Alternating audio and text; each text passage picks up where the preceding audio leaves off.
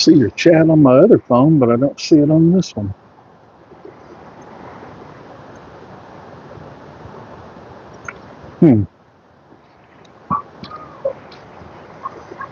That's weird. I might have to look at my other phone to see the chat. Can you hear me okay? I guess I won't know until I pick up my other phone.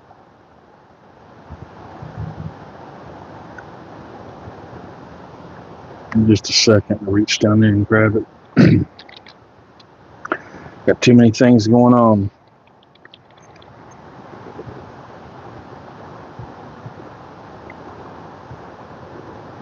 Cool.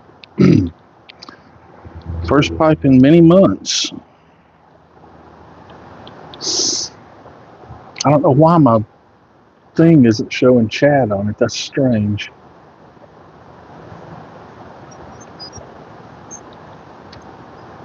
This is.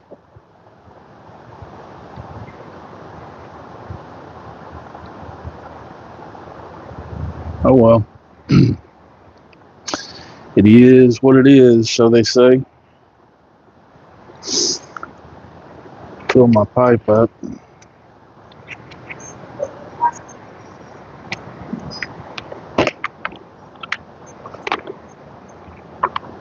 No, I'm fine with it. I don't mind reading the other chat. Reading the other phone. Actually makes that screen uncluttered. I don't really have to worry about it.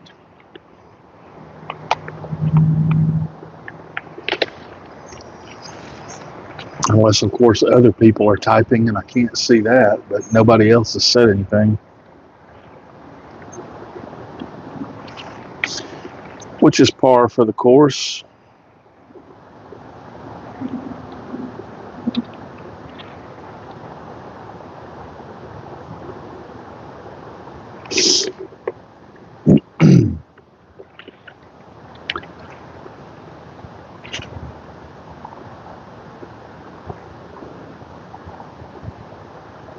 As soon as I get this going, I'll be more present.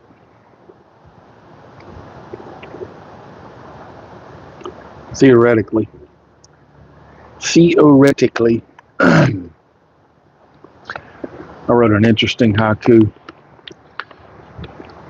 Totally non-traditional. Just kind of a thought I had in my head. People want sameness. Yes, yes. People want sameness. People want sameness.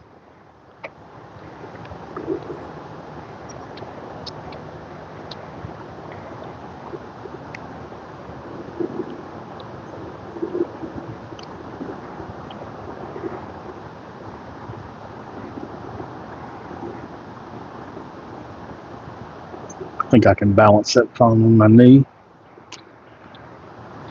till I sneeze or something like that.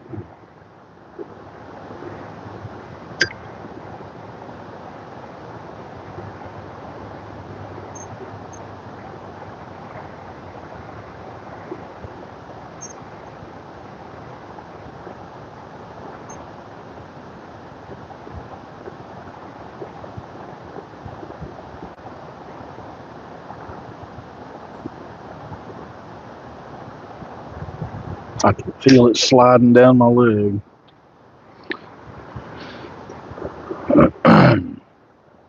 So what's been happening with you besides... Well, I kind of know what's been happening with you.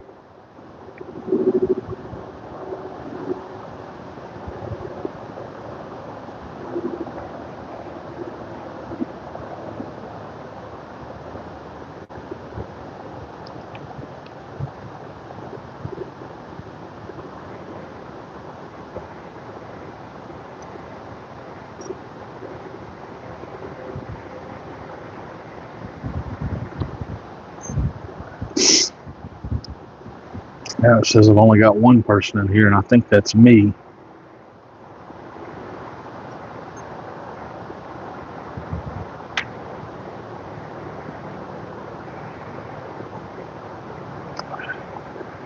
Yeah, I haven't really had any interaction with doctors about pipe smoking.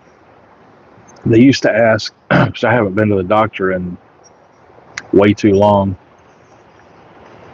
They used to ask, "Are you a smoker?" And I'll always answer no, because I knew what they were asking was, "Do you smoke cigarettes?"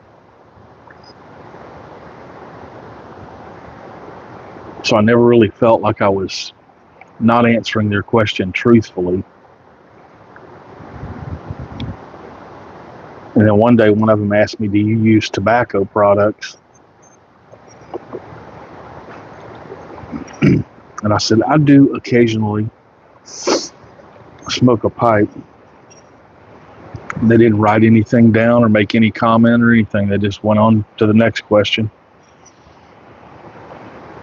So I took that as a somewhat sideways endorsement.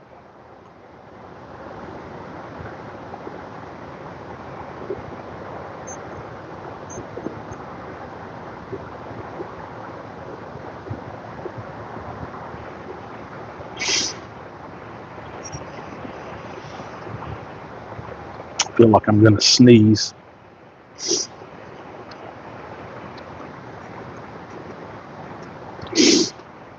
Maybe not.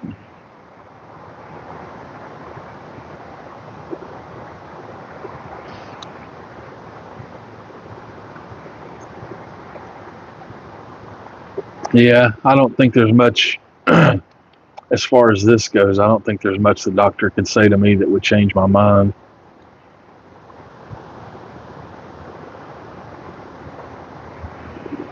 I could be wrong. Wow, YouTube is being updated. So I don't know if I'm live or not.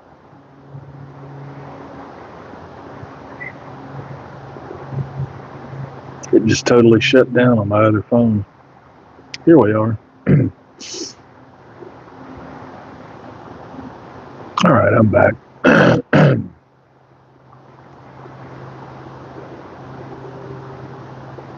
That was a quick update.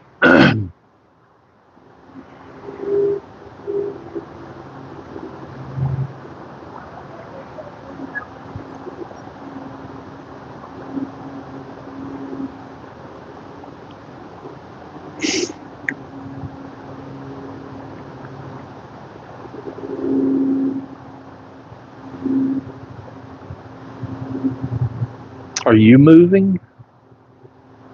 Moving up closer to your daughters, or?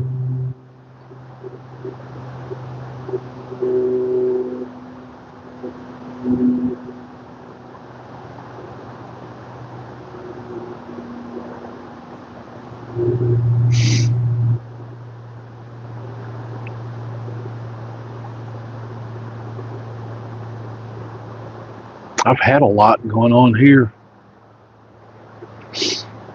We had some issues with our plumbing, like major outdoor, what's the word I'm looking for? Sewage, the main plumbing that goes to the sewage line underneath the house.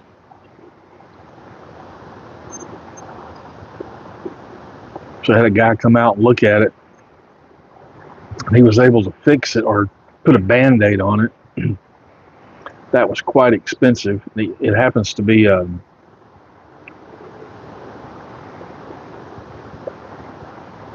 guy that used to work with Marcy at the last place she worked. So he gave us a discount. He gave us like a family discount. And then as he was leaving that day, after he got it bandaged up, of course, he gave me an estimate for the full repair, which was north of $5,000. After he left, a couple of minutes later, he knocked on the door. He says, "Hey, I have a business proposition for you."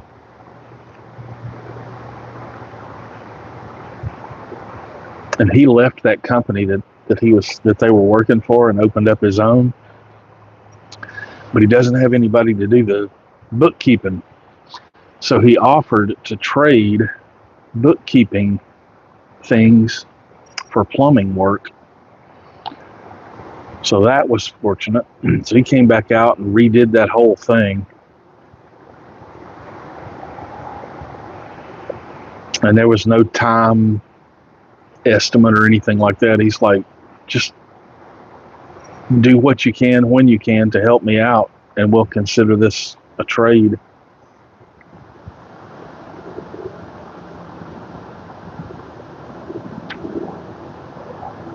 Yeah, he's a really nice guy. And I can't remember if it was before that or after that. I think it was before that. About 2 o'clock in the morning, both of the kids come in our bedroom. You guys need to come out here. That's not good.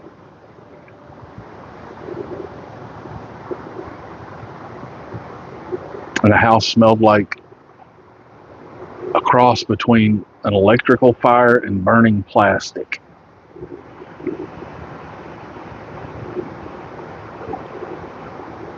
So that's a long story, but the end of it is we're going to have some work done on our breaker box, and I know from experience that's expensive. Well, we're having problems finding somebody to come out and do it, and I remembered my new neighbor back here behind me is an electrician. So I just asked him one day, I was like, hey, I wonder if you could give me some advice, maybe some leads on somebody to talk to or something like that.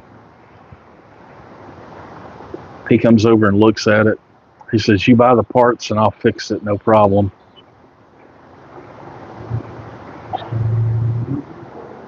So I went and bought all the new breakers that we needed, which was almost all of them. They were all had evidence of overheating, burning, melting, etc. I mean, we dodged a big bullet that night. The kids hadn't smelled it. So I replaced 5 breakers in there. There were only 3 that we didn't replace in the whole box.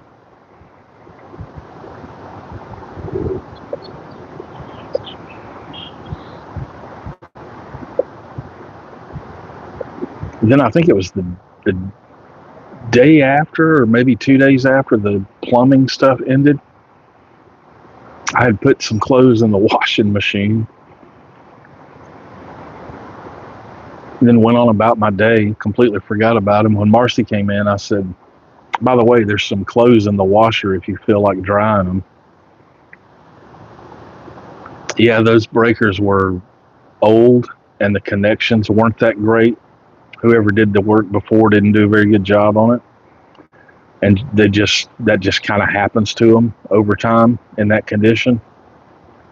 One of the main breakers, a 50 amp breaker, had some kind of problem, and it spiraled to all the other breakers, caused them to fail. None of them actually failed. They were all still working. They were just not trustworthy. It would have eventually created a fire. I'm 100% certain of it. Anyway, Marcy went to put those clothes in the dryer, and she opened up the washer, and it was completely full of water. Well, great.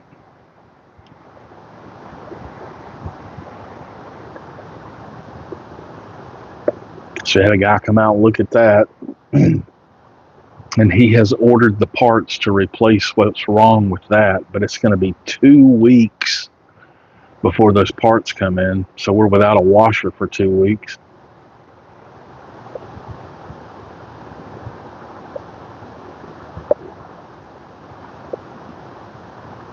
So I think in the last probably 8 months, I've replaced a water heater, now a washer, almost the entire breaker box, and all the outdoor plumbing.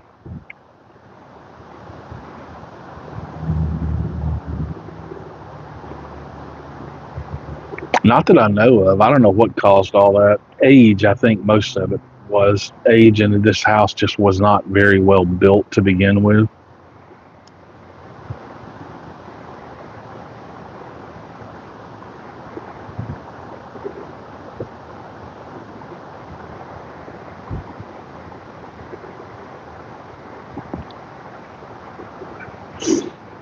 And I was eating supper last night and felt something weird in my mouth.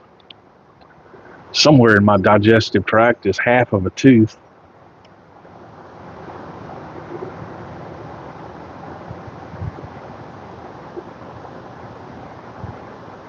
It's been one thing after another.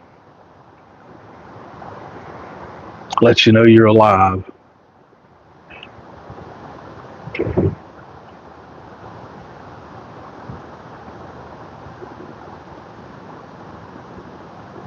Here comes Jed.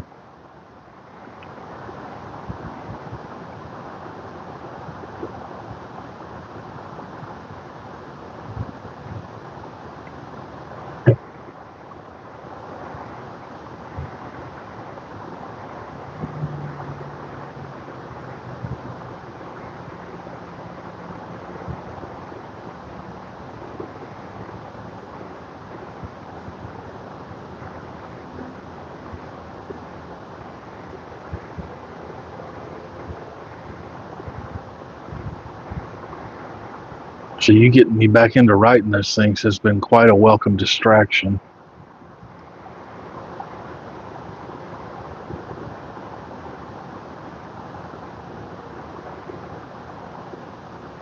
I went back and looked this morning. I created a little thing on Telegram, just like a group. It's just me and, well, Marcy's in there because Marcy's inside everything. But I went back and looked, and in the last, I think 12 days, maybe 13 days, I've written like, I forget the number now, 53 or something like that.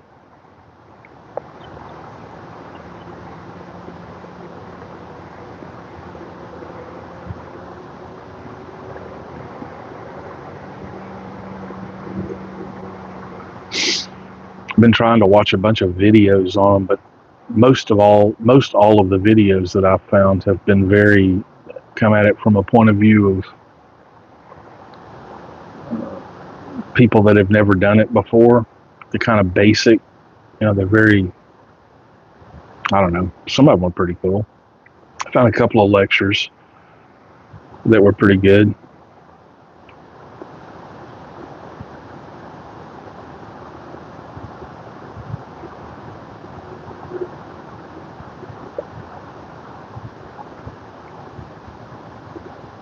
I'll probably do that as well. I probably should start doing that soon, or I'm going to have a monumental task ahead of me.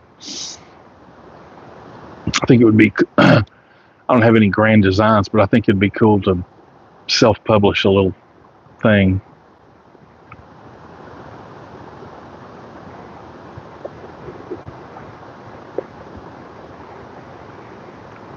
It's almost certain that I won't do that, but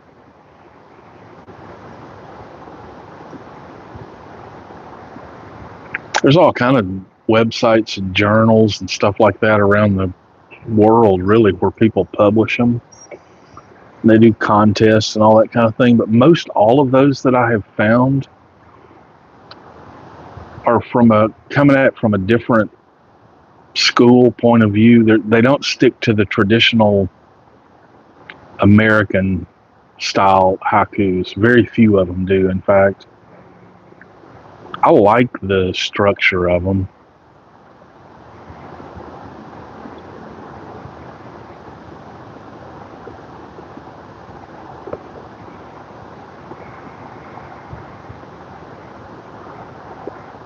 Yeah, I usually run mine through it just to see what it thinks, just to see if it has any ideas. I've kind of got the AI that I use seems to have learned how I use it, and it won't make any suggestions. It will just ask a lot of questions.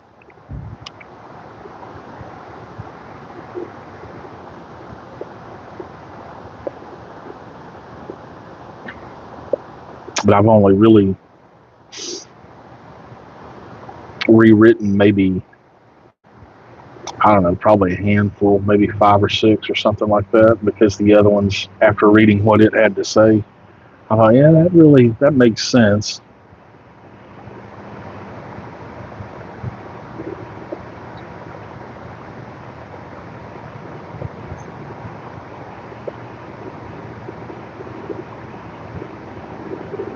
I like the idea of making videos out of them, but then I started thinking about this too.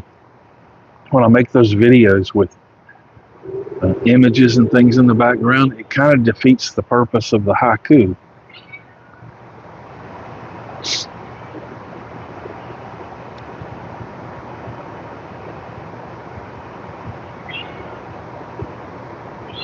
Are you hungry?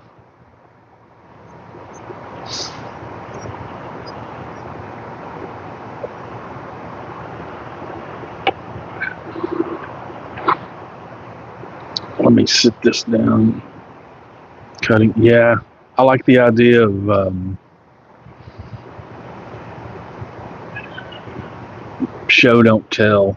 I really like that idea of not even painting a picture, but describing something that you see or that's in your mind's eye or whatever, and letting it speak for itself. It's like, I try not to, I've been trying consciously not to put any descriptive words like, you know, beautiful or anxious or anything like that, because that tells people how I feel about the thing instead of just what the thing is.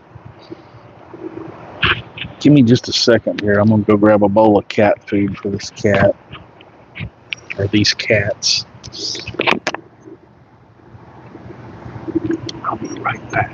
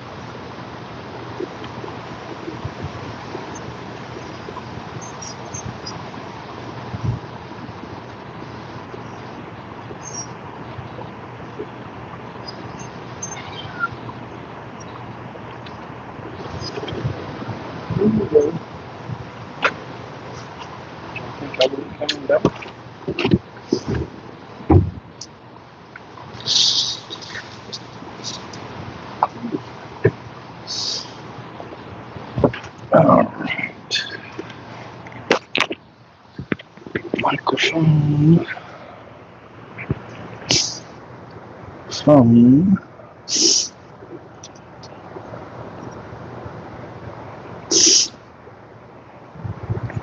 Yeah, and let them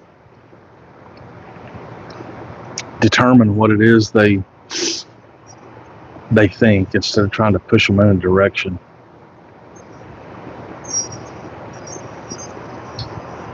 Although I have written some that are less of that style and more, you know.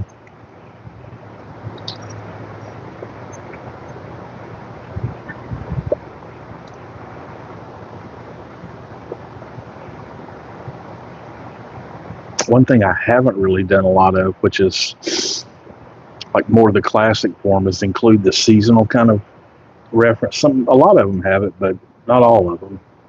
I don't think it's necessarily, well, I guess to try to stick to a certain style or tradition or something like that, you would need to do that, but I don't always feel that pull.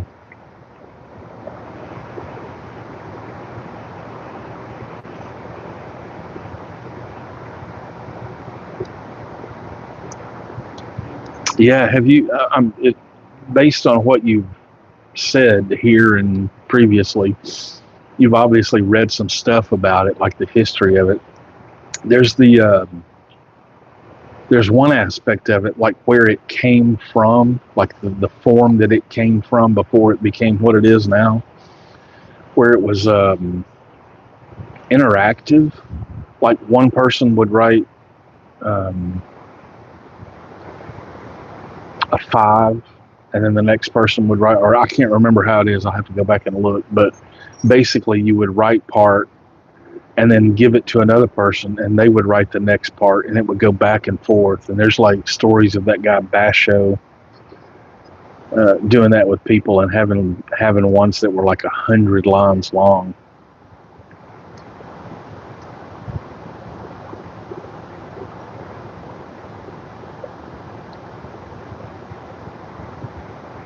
I have found, especially watching some videos, that there's some gatekeepers out there when it comes to how you do it, what you can and can't say, and things like that. But I don't really. I like the way I do it, or the form that I choose to do it in. I'll put it that way. I got into writing poetry, I don't know, probably 10 or 12 years ago, maybe. And I researched all these different, I tried to learn as much about all the different styles of poetry and forms that I could. And I tended to lean towards the ones that were very structured.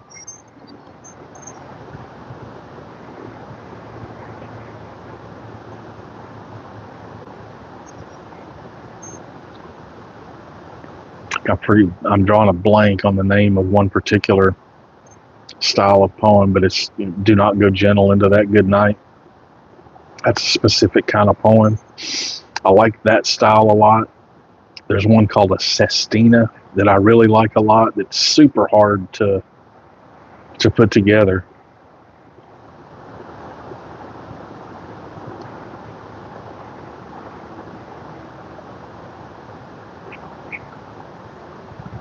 The villanelle is the one that's "Do Not Go Gentle Into That Good Night."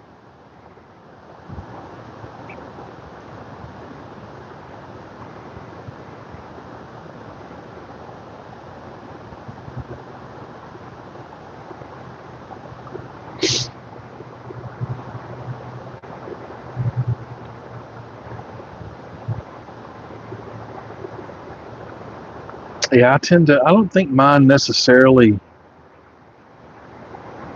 um, I don't obviously go for seasonal stuff, but I try to do a lot of stuff that's natural, for nature, natural stuff.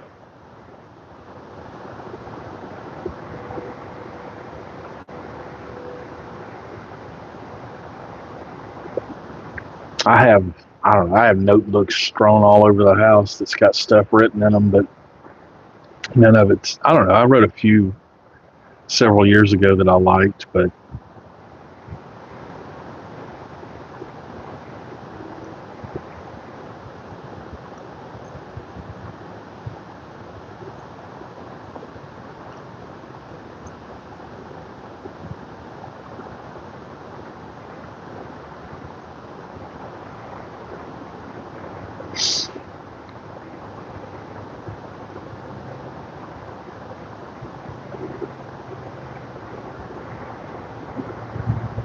I wrote a bunch of short stories at one point, like really short stories, but I've written songs, more lyrics than music, but I like writing song lyrics. I'll get an idea in my head and bounce it around and never write it down, and then it's just gone.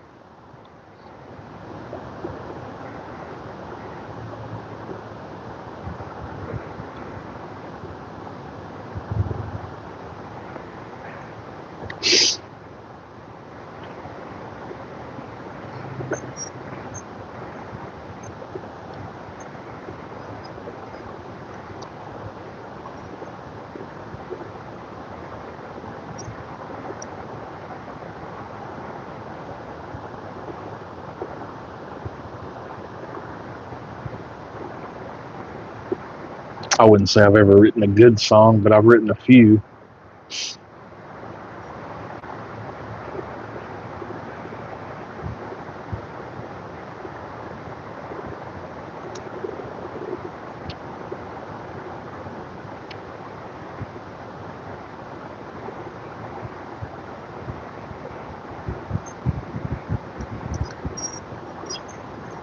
Did you get one of those like you were telling me about or writing about?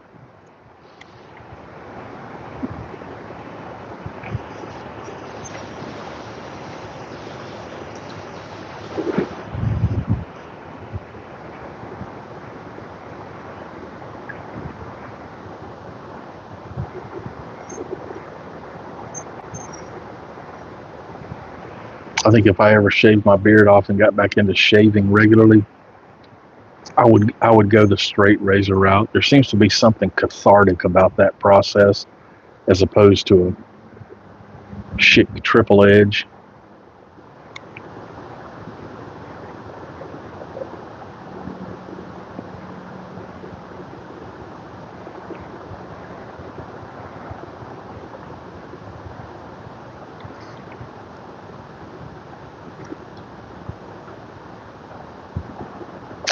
You told me to research where that came from and why it was named that. I never could find that out specifically. I found, information about that, but I never could find like why the company was named that. I did find one website in German.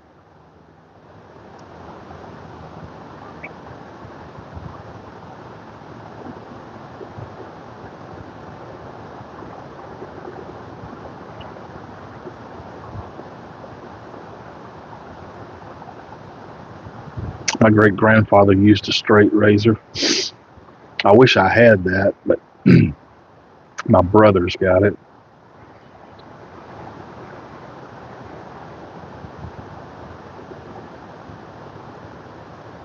Or had it. I don't know if he still has it or not.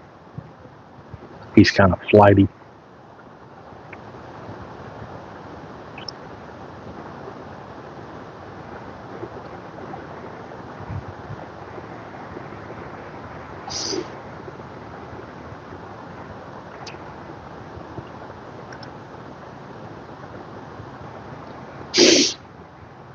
My brother was telling me I was going to get a letter in the mail from some company, some legal company, and he was saying it was they discovered that my dad had some sort of I don't know, life insurance policy or something. I don't know what it was. He said I'd probably be getting a check. He told me how much he got, which was 50-50. I finally got that letter, and it was just a claim form. So I'd fill all that out, send it back.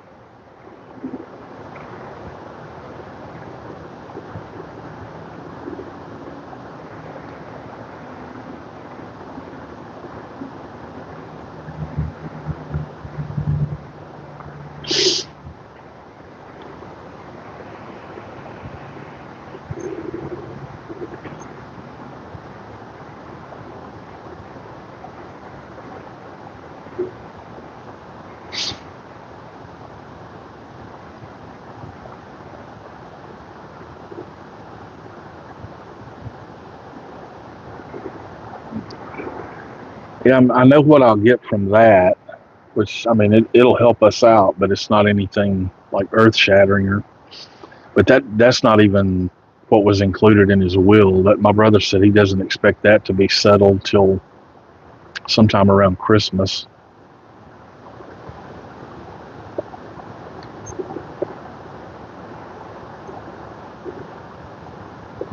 Yeah, it'll just about exactly cover the cost of those repairs.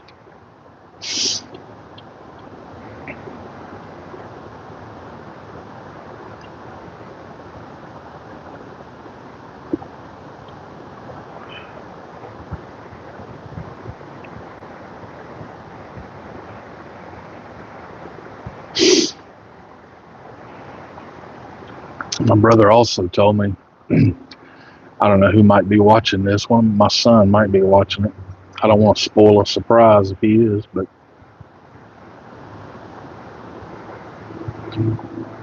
you in here, Gold Top?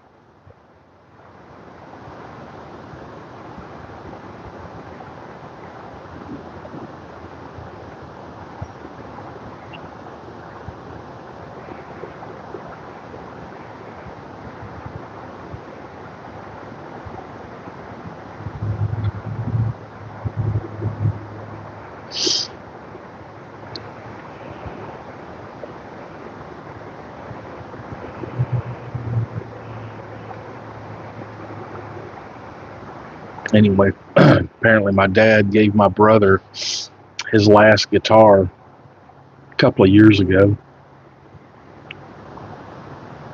My brother's left-handed, so it doesn't really do him any good. He asked me if I wanted it.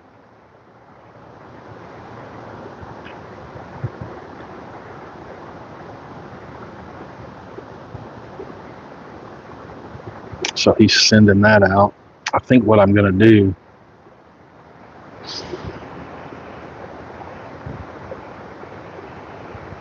my oldest son has all the guitars he could need, probably not all he wants, but and he's got a nice acoustic, nicer than the one my brother's sending.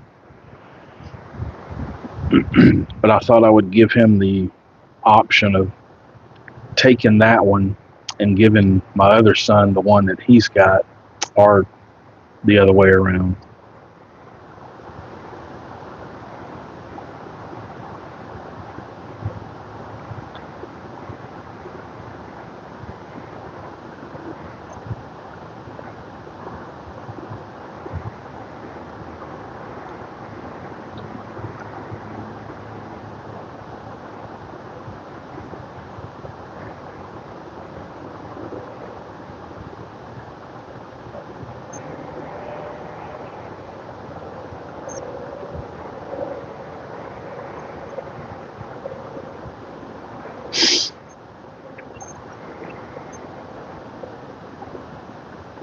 I was sitting in there in the living room yesterday. He was in his room playing guitar. I said to myself, and I think even out loud a couple of times, man, he's killing it in there.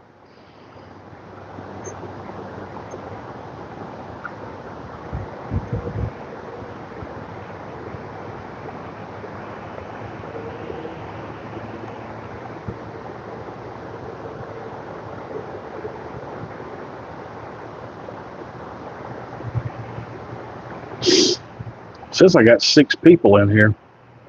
I don't believe it.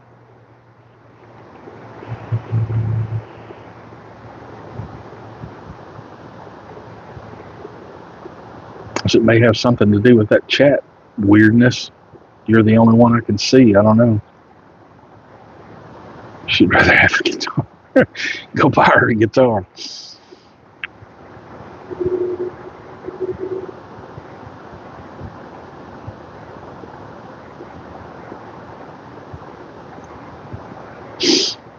My dad didn't leave us much anything but debt, but fortunately that's not going to fall on us.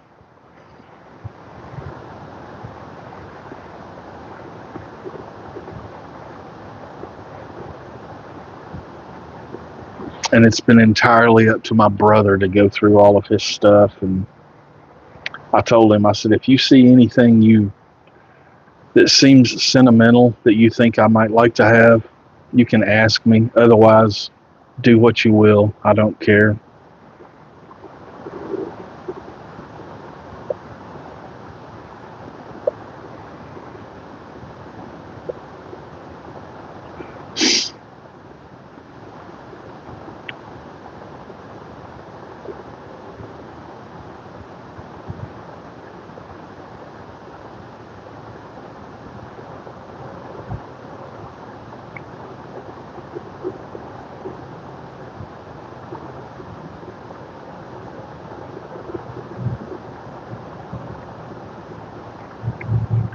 I didn't really know what to expect of myself when my dad died. I didn't expect much of anything, and that's exactly what I've experienced. Not much of anything, which is kind of a relief and also kind of disconcerting at the same time. But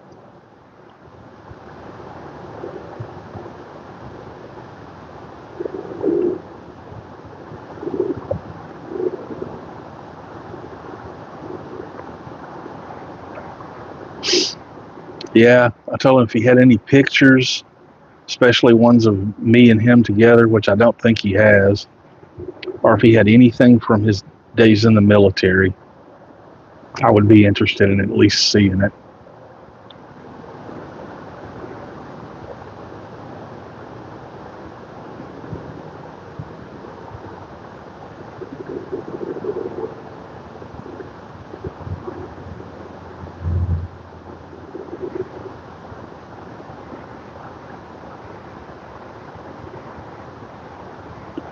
But that guitar will be nice to have around. I've got two of my other guitars were ones that he gave me over the years.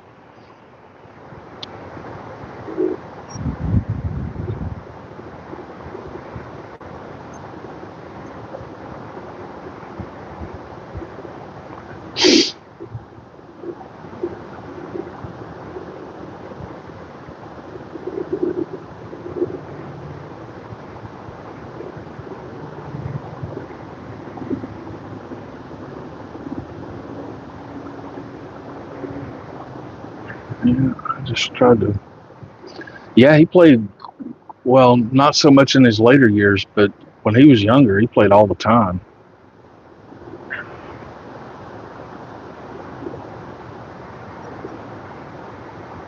That's what got me and my brother both into guitar.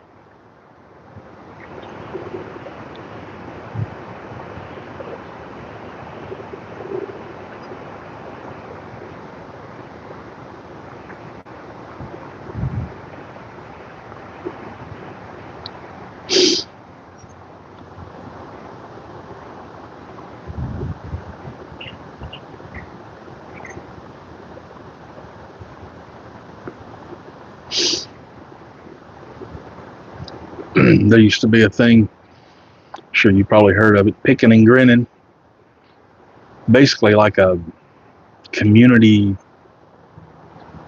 round table open mic kind of thing, where just people would get together in somebody's house or a gymnasium or wherever, like on Saturday night, and just sit around and play. And he used to do that all the time. I remember going to those quite a bit when I was little.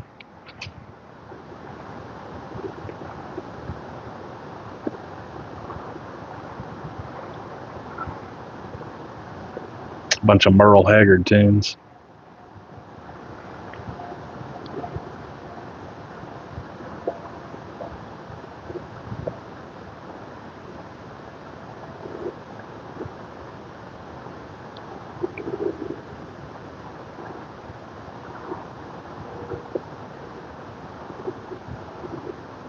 When he started going downhill,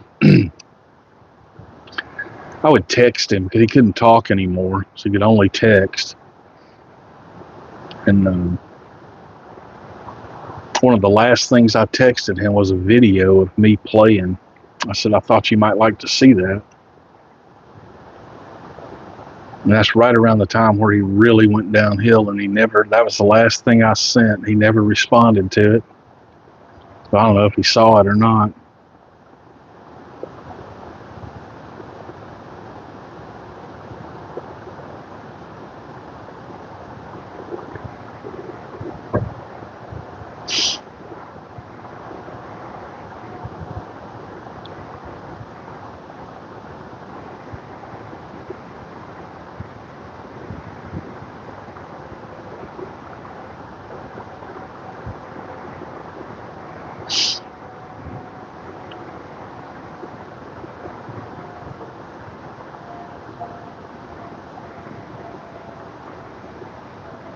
It says I got 5 people in here. If you're one that hasn't typed anything in, you don't even have to type anything. Just type a period or number 1 or something like that.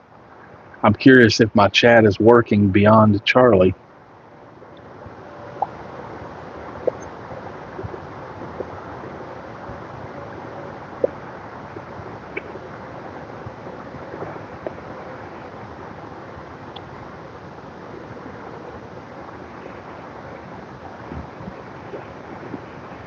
If not, it's quite odd.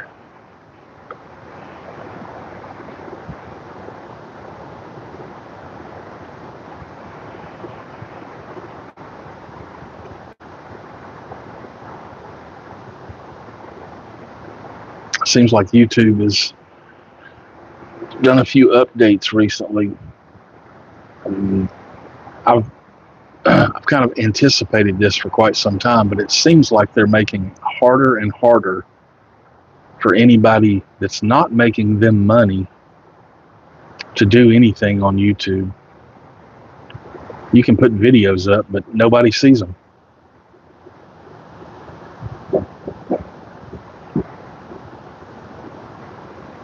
And I know it's not just me because I've seen, I don't know, a dozen channels, bigger channels talking about it.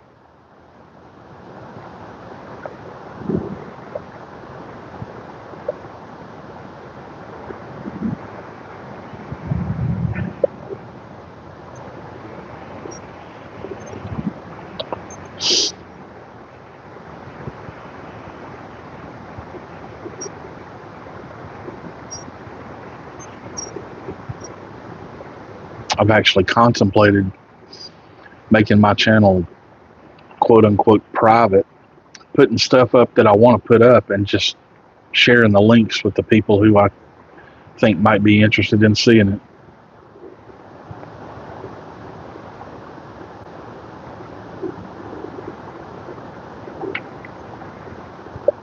But it really serves no purpose either way, as far as I can tell.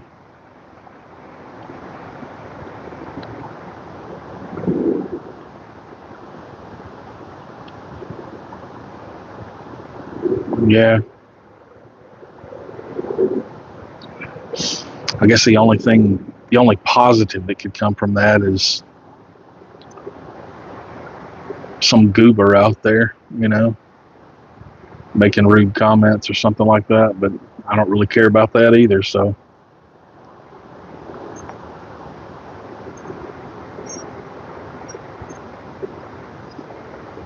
I've blocked most of the goobers that I've identified. There's not many of them, but there's a handful.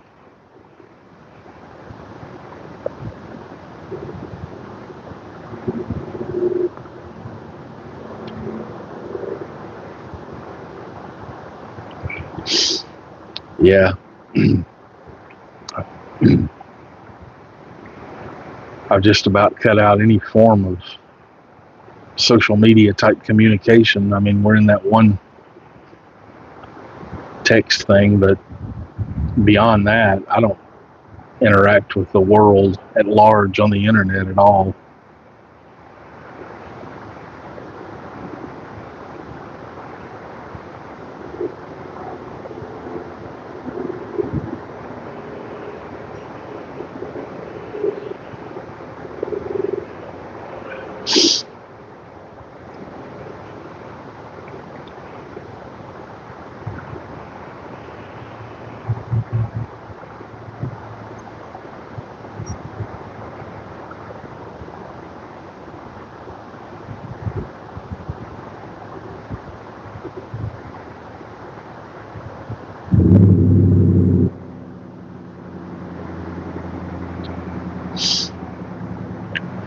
Kind of feels weird looking at this phone instead of looking at the camera.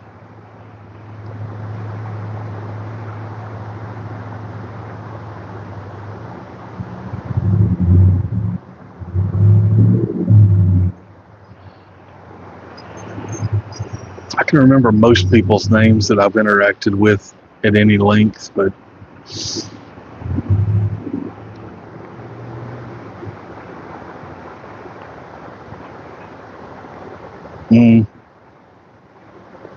I didn't think about that.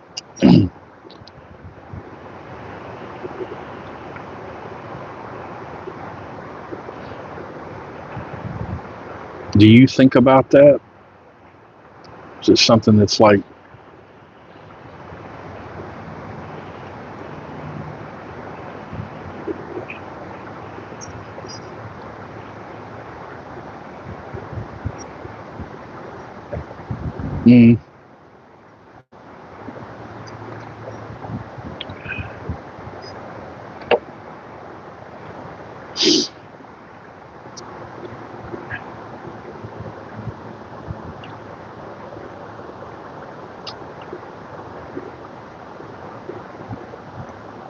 I can imagine.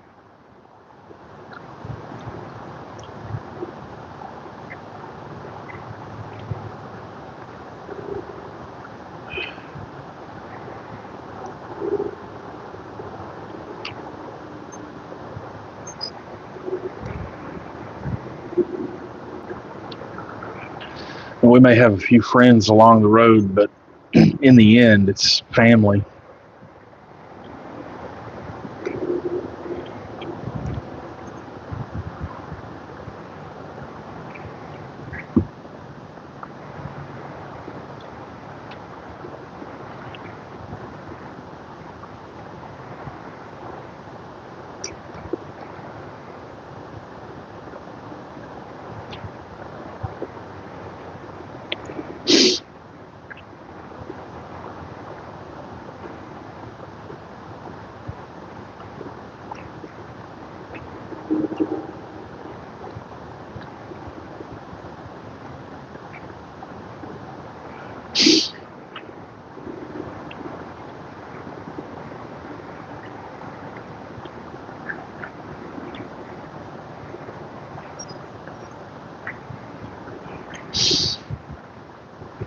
That's good.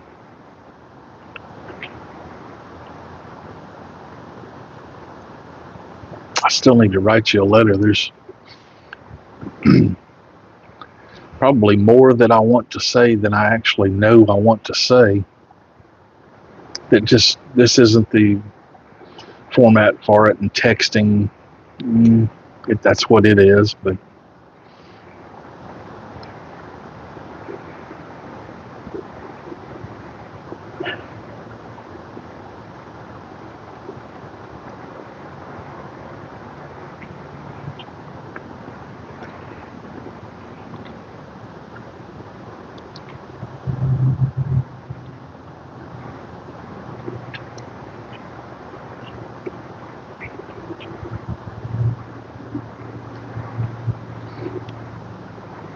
you ever read that book Tuesdays with Maury?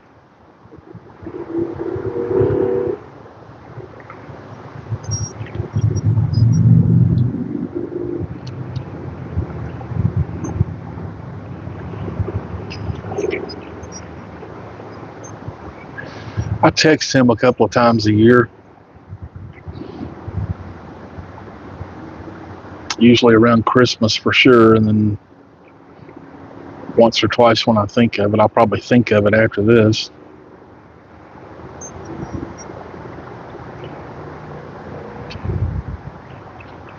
He seems, from the texts I get back from him, he seems like he's really busy. I mean,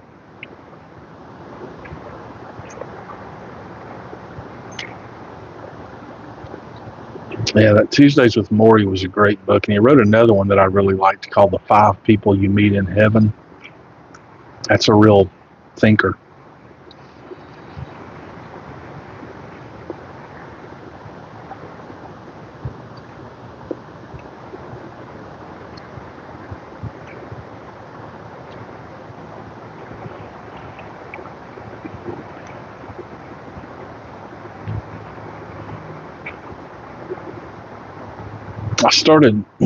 I've been doing audiobooks. I started Silas Marner. I got about, I don't know, maybe 30 or 40 minutes into it, and I realized that I had been distracted the entire time. And so I'm going to have to go back and start that one over. Hey, Mike. Same location, just different background.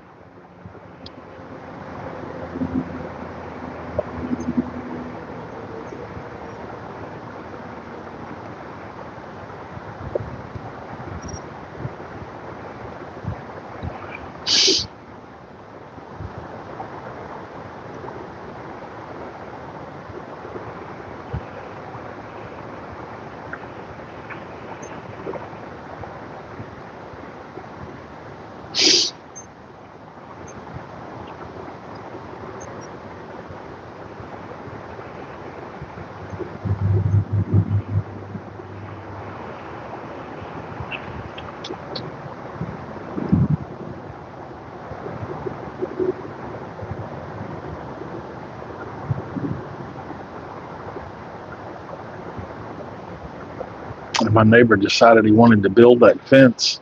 He actually,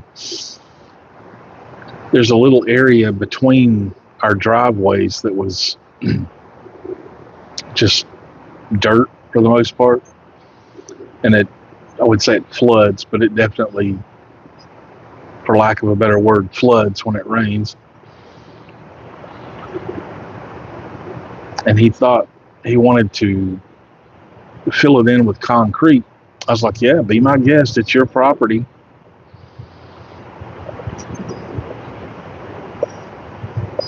And then one day in conversation, he just floated the idea of maybe building a fence.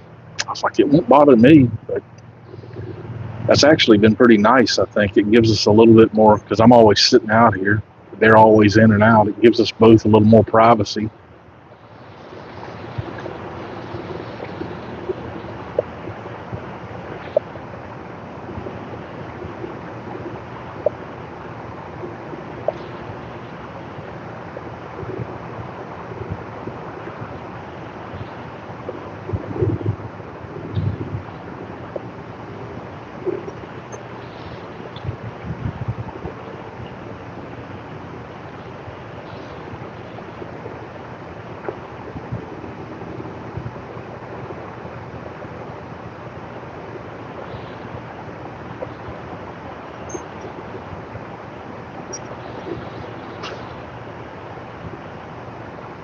Sitting here trying to come up with a haiku for manatee.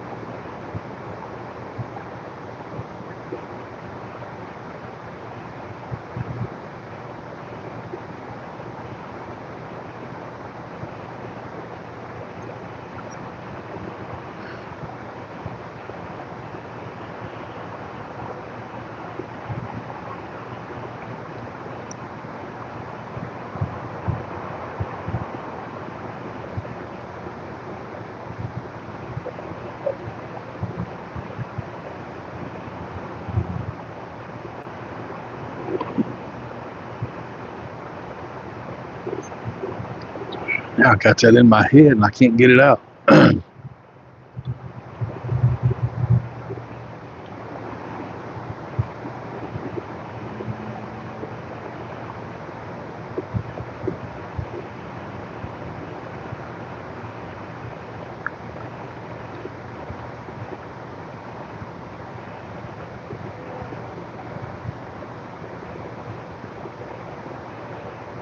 See if I can access this other app while I'm on here.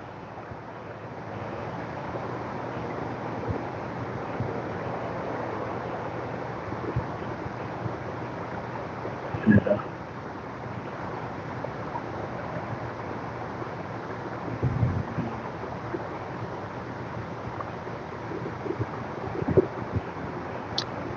That trying to think of a haiku about manatee reminded me of another one I wrote.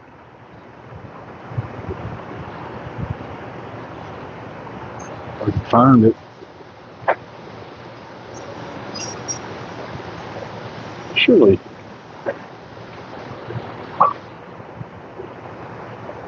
You'd think I could remember them, but as many as I write. Haiku are like cats. If chased, they just run away. They have to choose you.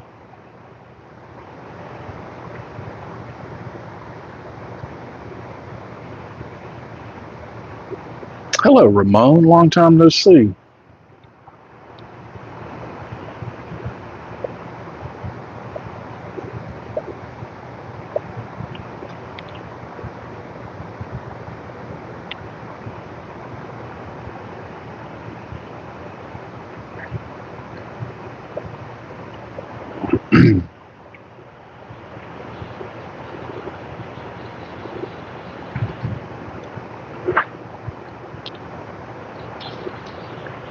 Yeah, Southern Florida has its positives for sure. Of course, yin yang.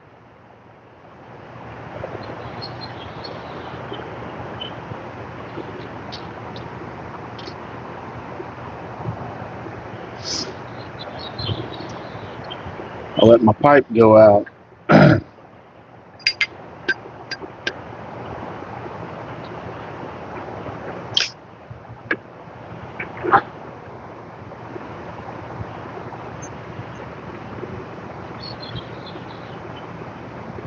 Things been going all right, Ramon?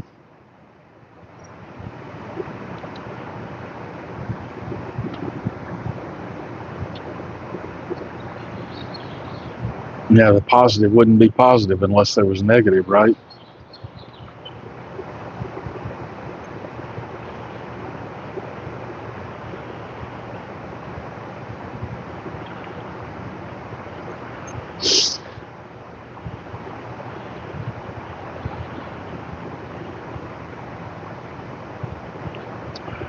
Reminds me of a quote I saw recently. I'll probably get it wrong, but the idea is there.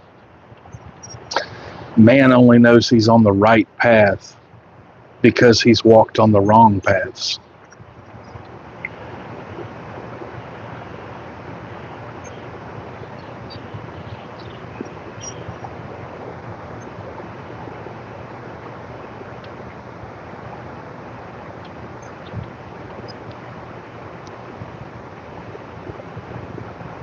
Something like that.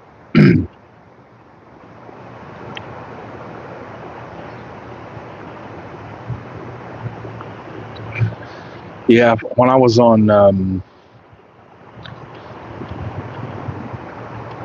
app whose name I have forgotten because I got off of it. It's a place where, when I got on it, it was a place where writers generally gathered to write, but it very quickly turned into Facebook for me. But anyway, I'd subscribed to quite a few different people on there that I liked. And even though I'm not on the app anymore, I still get a few newsletters from some of those people. And one of them is I can't remember what his channel's called or his name, but he sends out an email every day with 5 philosophical kind of quotes.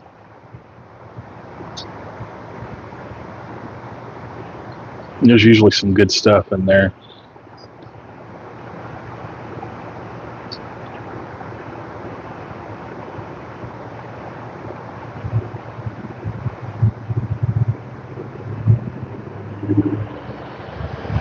Yeah, if you're getting a rainbow from a sprinkler system, that generally means something's gone wrong.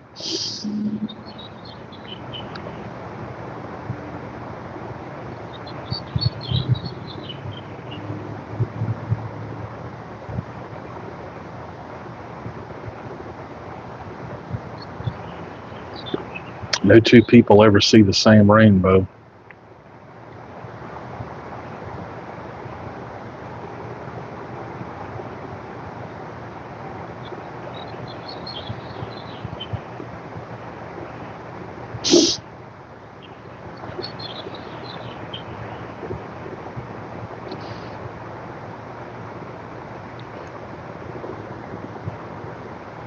Speaking of sprinkler systems and things going wrong, did y'all see the news of that fire up in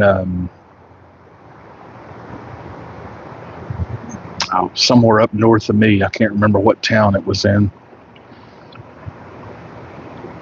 This big medical warehouse called Medline. It's 1 million square foot, the floor plan of it, and then it was like 5 stories tall on top of that. Caught fire and a complete loss. That entire 1 million square foot 5-story building went up in flames. A massive fire. They said it was one of the biggest structural fires ever in the United States.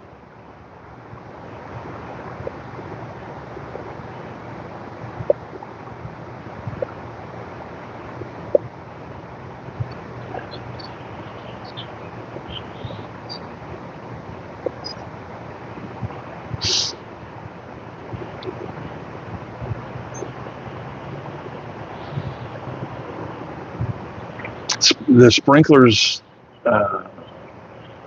failed, and also the outside water, there was some sort of problem with that, so they couldn't get water on the fire for way too long.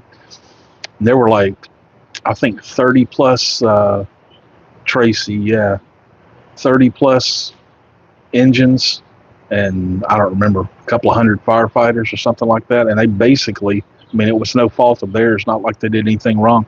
They basically had to stand there and watch it burn.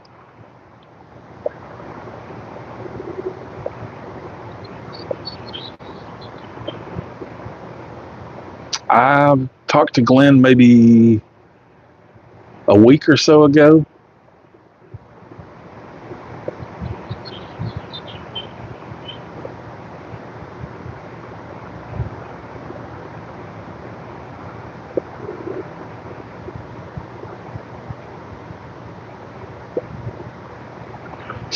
Yeah, I don't know if it would have mattered if the water had been working.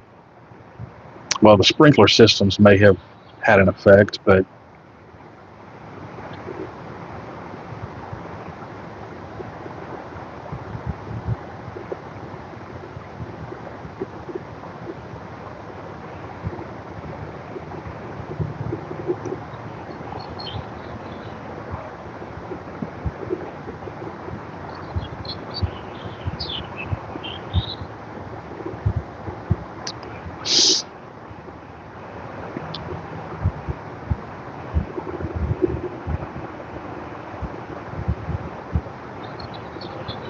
have you talked to Glenn lately, Ramon?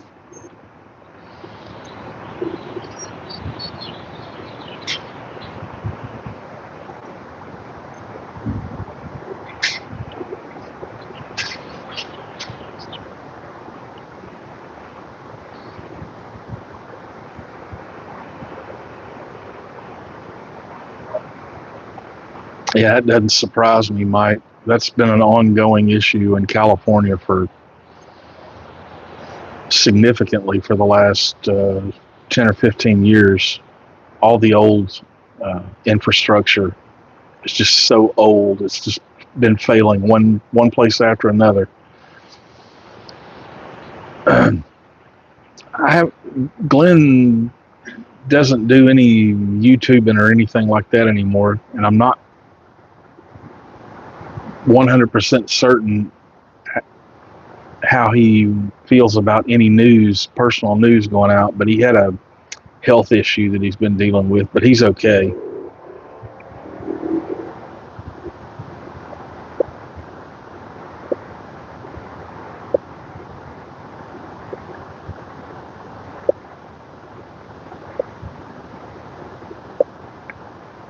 Yeah, drop bear.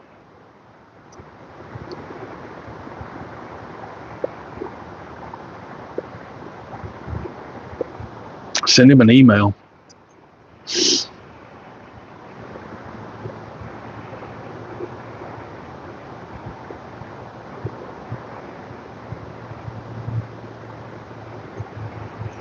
Don't tell him I sent you, just in case he's.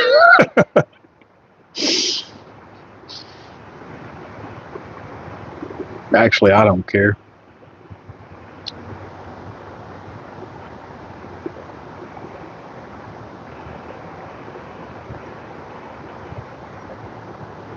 I can say this: he's as stubborn as ever.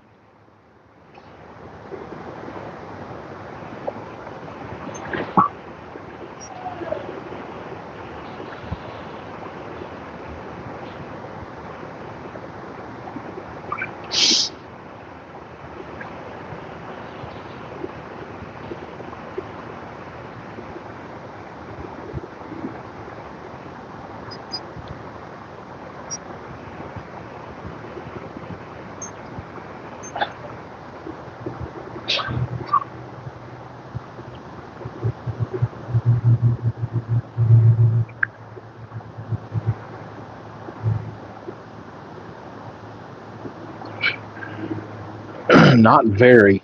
I'm not on any platform besides YouTube anymore. And this is the first live I've done in probably a month or so, I guess.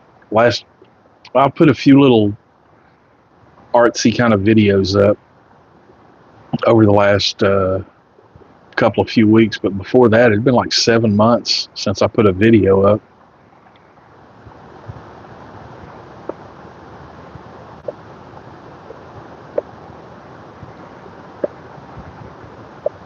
It's definitely on that end of the spectrum, Mike. There may be some little pockets around the world where they have it worse, but not many.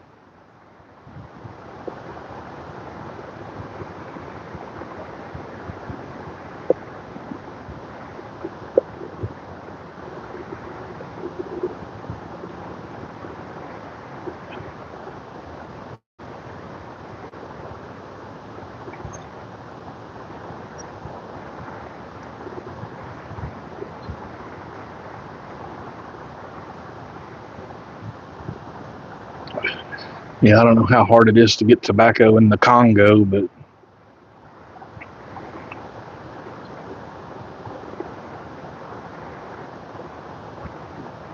I would imagine that they don't have a YTPC there.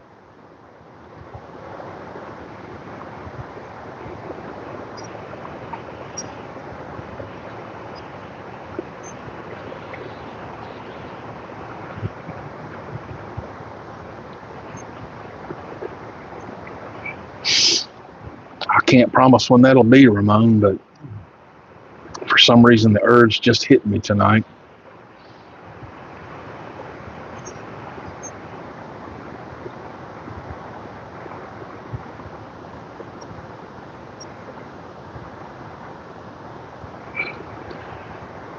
Yeah, I don't know how I feel about the generational ban. The age limits make sense to me, but the forevermore limits don't make as much sense to me.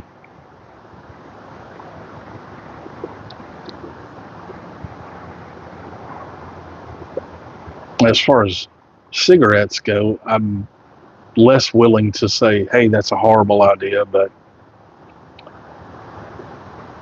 that's just a personal thing.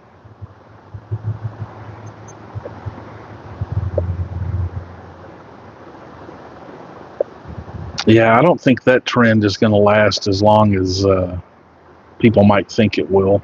There's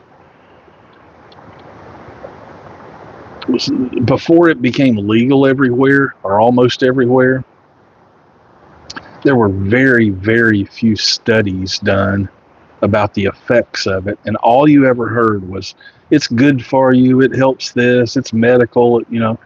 Now they've actually started doing studies on it, quite a few actually in the last year, and they're learning things about it that are not so good, specifically for people younger than 25, but even beyond that, long-term effects of it.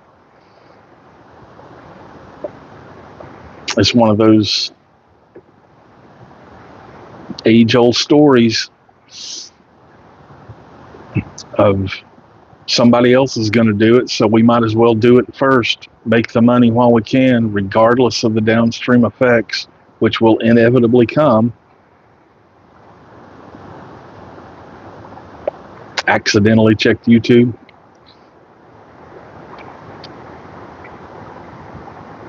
I wish I could say that. I'm almost to the point where I feel like I have to just go completely cold turkey with my phone, at least to get some kind of a reset. I spend way too much time staring at my phone.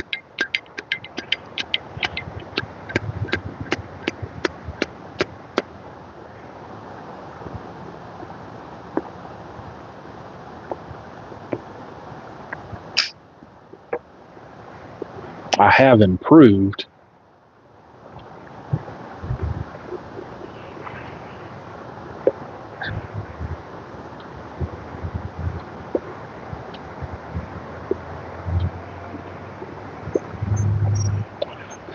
Yeah, some of these studies I've read, I haven't read, because a lot of these studies, unless you have some sort of subscription service or pay for them, and then some of them can be hundreds of dollars to get a PDF of a study. But I have read a bunch of, what do they call it? Abstracts. You can usually find those. It basically tells you what's in the study without having to read the whole study. And I've read a bunch of stuff that people have written that have read the studies. And yeah, I've kind of always, well, in the last 20, 25 years, I've had a negative opinion of it, but it's become stronger the more I read.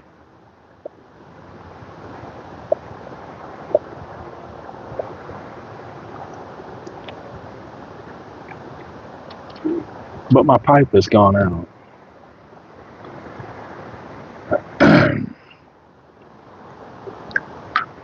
I'm not quite sure if I want to refill it or not.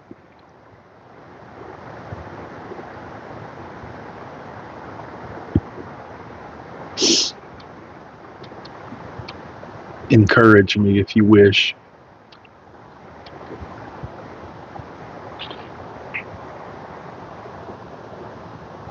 No, I don't have any plans to go anywhere ever.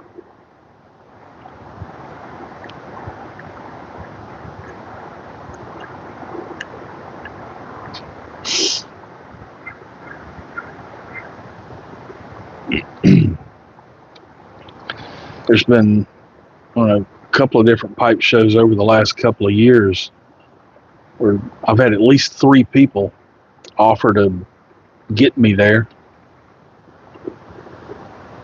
And I'm just like, nah, I'm just not going to do it as much as I appreciate it. Refill it. Okay, Charlie, you take care.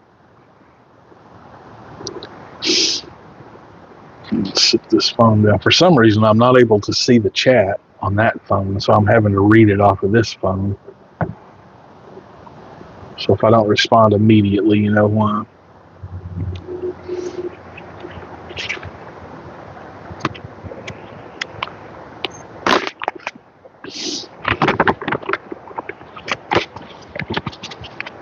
I'm running low.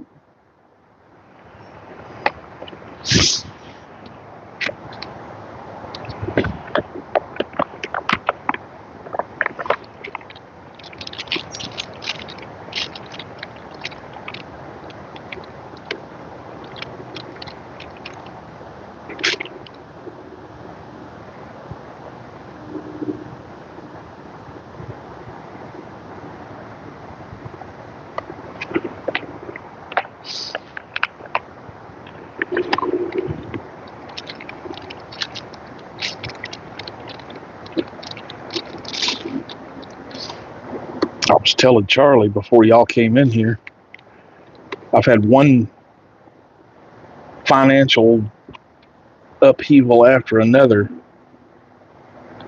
over the last few weeks. In the last, if you go back about 6 months, I've had to replace our water heater. And then just in the last 3 weeks, we've had to completely replace all the outside plumbing, all the stuff that connects to sewer, a breaker box, and now my washing machine.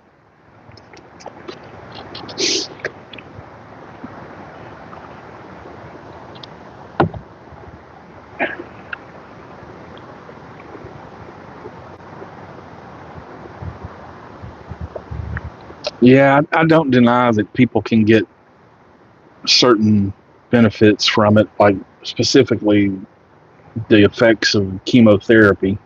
It helps with that. And there have been studies that prove it helps different things, but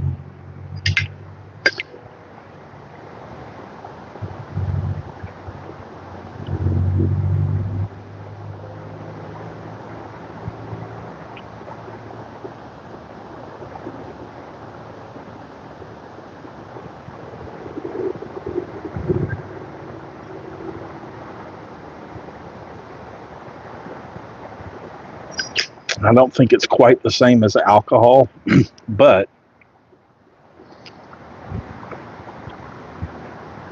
I've been seeing an increasing number of studies that say any amount of alcohol is bad for you.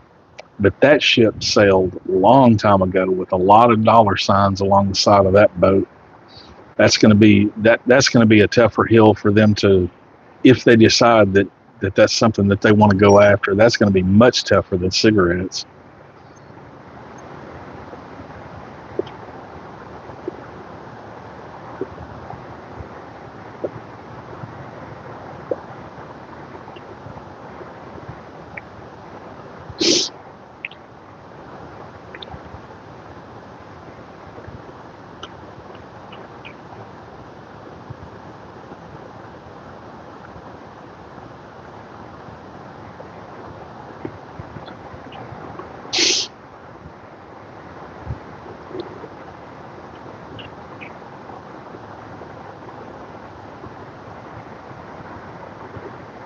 But we live in a world that, we're 75 years past this point of being able to think wisely about it. where almost everything we do is bad for us. Anything that's not natural that you put in your body is going to have negative effects. And that's, I mean, now you're talking about all of our food, all of our water, everything, all of our medicines.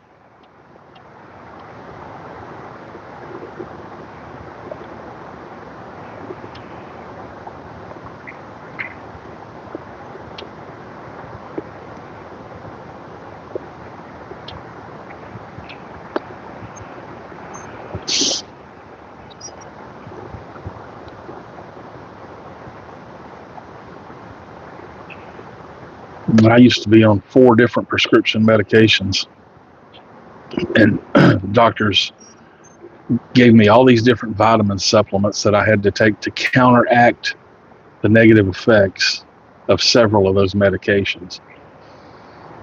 I'm like, that doesn't seem like a problem.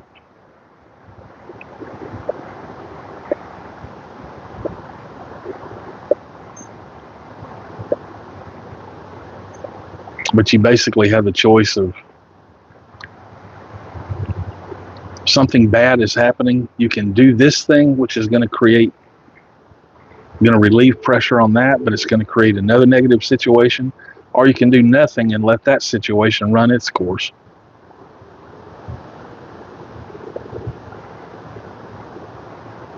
I just stopped all mine. Just boom, don't take any prescription medication anymore. And that's been, I don't know, right around 3 years. And quite honestly, besides all my little, nerve damage and all the things that are wrong with me physically, I feel better than I've felt in a long time.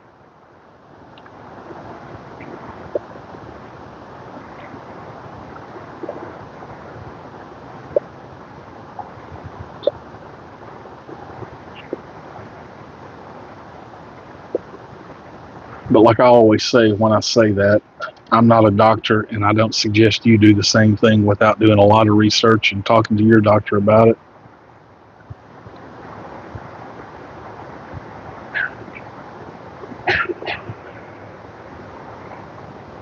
And I also realize that I'm ignorant and have bias.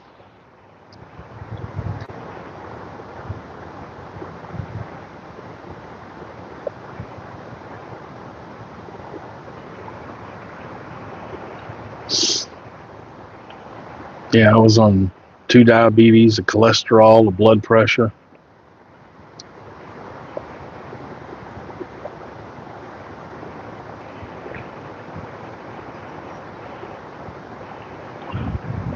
Like I said, I may drop dead tomorrow, but that's going to happen anyway. So,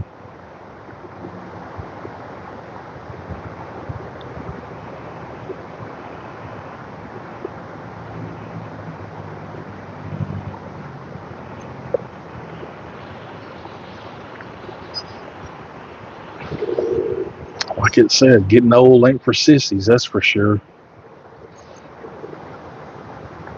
Problem is, it happens to them too.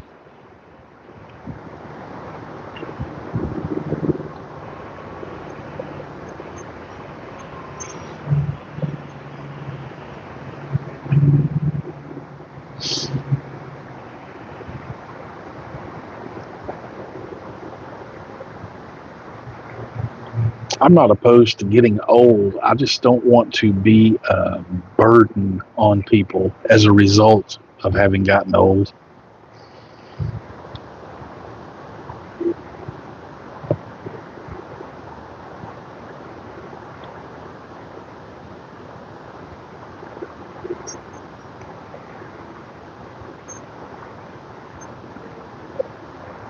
I figure I'm a big enough burden already.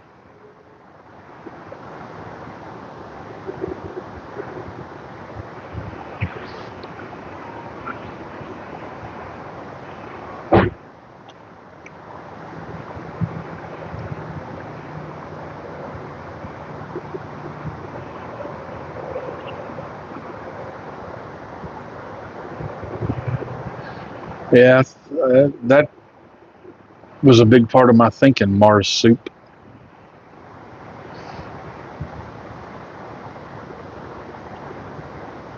That was interesting. That class was ran by two doctors. One of them was the head of a department. And they told me to stop taking all of my medication. Just boom, stop. Don't take any more. And I told that to my doctor, and she was like, "What?" I'm like, there seems to be a difference of opinion here.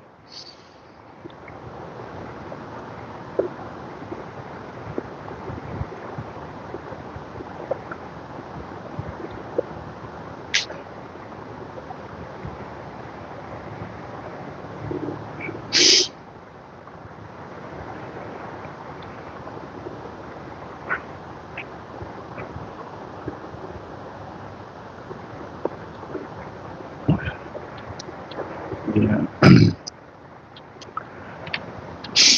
It might kill you, that's true. And then the medication itself might kill you in a different way. So, like I said, you pretty much got a choice. Two sides of the coin. But in the end, it comes for everybody. That may sound like a defeatist kind of attitude. Well, I'm going to die anyway.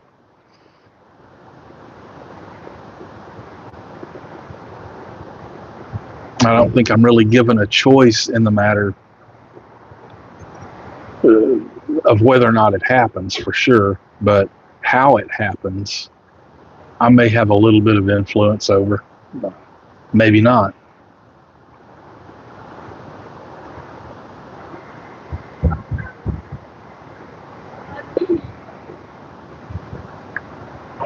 I think pretty much anybody that knows me or has known me for any length of time can tell I'm mostly at peace with that. So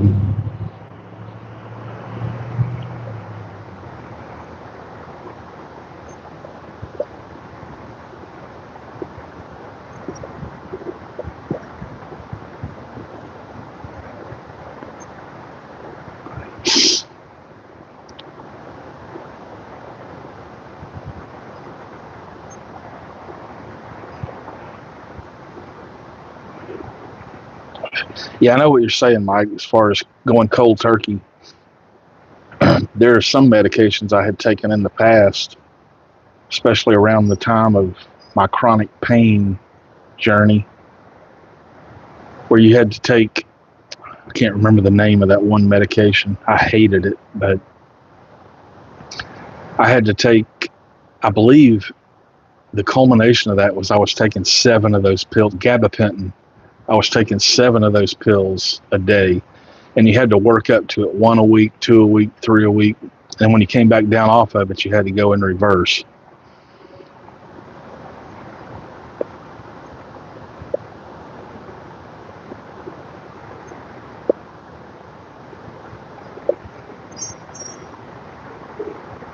Yeah, I was not a fan of that one.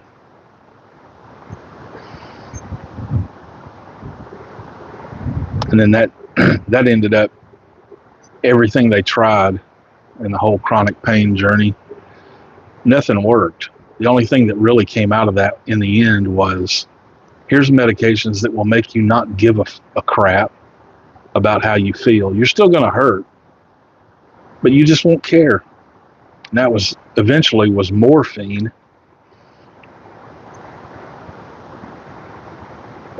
And I got to the point where I thought, you know what? I'm missing life in an effort to stay alive. And that just doesn't seem right.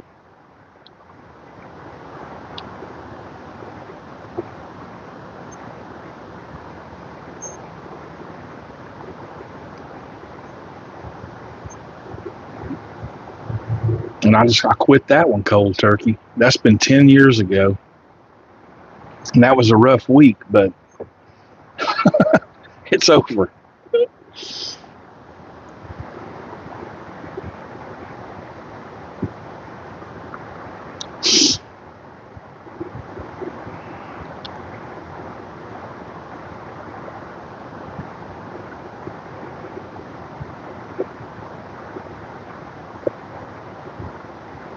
It may sound like I'm complaining. That's not the impression I want to leave at all. I'm very content. Yeah, I think that's the best way, Ramon.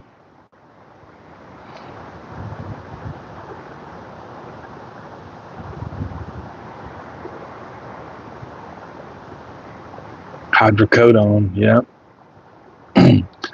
I went off of that because I told the doctor, I said, is there anything you can give me that has the same effect as this stuff that allows me to be a human being in the process? I feel like I'm just completely wasted. Not feels like, I was completely wasted all the time.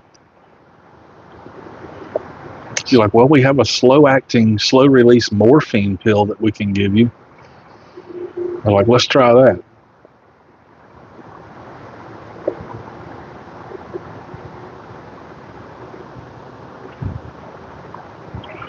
Turns out when you're addicted to something, it doesn't matter how it acts. You take it when you want to take it.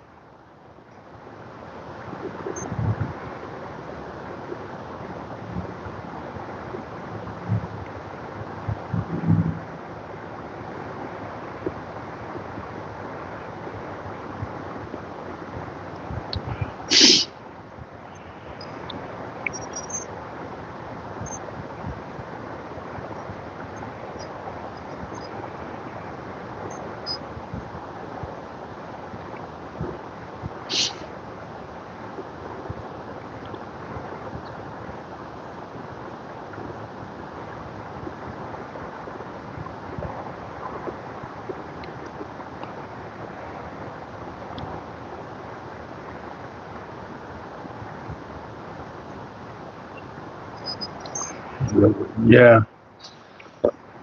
I think the DEA, I don't know if it was the DEA or the FDA or who, seems to have finally won that argument, and they've cut way back on prescribing um, those oxycodone, morphine kind of pills. They still do it, just not like that. They would give them to anybody back then.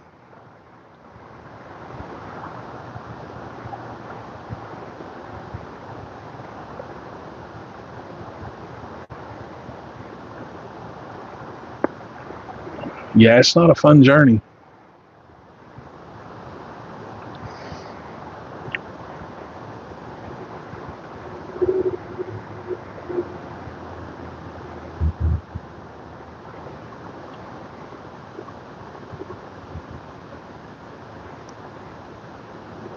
I don't blame her. I don't either. I have to be careful, man. It's like, I can't remember the timeline, but I seem to remember, Marcia will be able to tell you if I'm right or not, having my gallbladder out after I stopped taking all those pills, I think. And they gave me some of those pills to deal with that pain. And it didn't take me 2 or 3 days. I was just like, yep.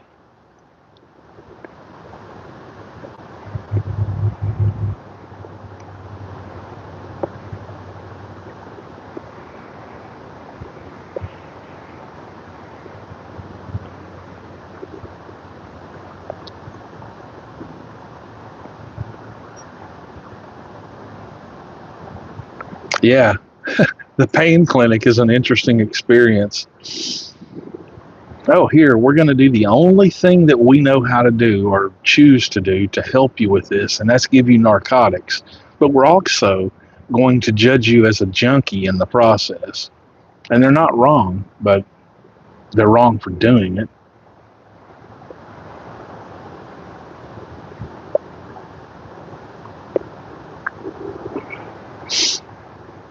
Yeah, I finally figured it's like, I'm going to hurt either way. So I had rather at least be a human being in the process.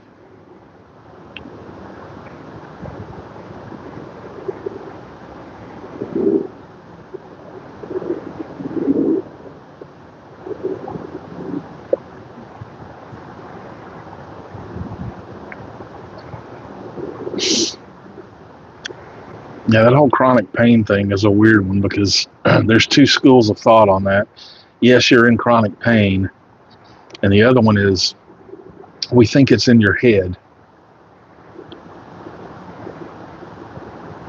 It may be in my head, but I'm still experiencing it. Yeah.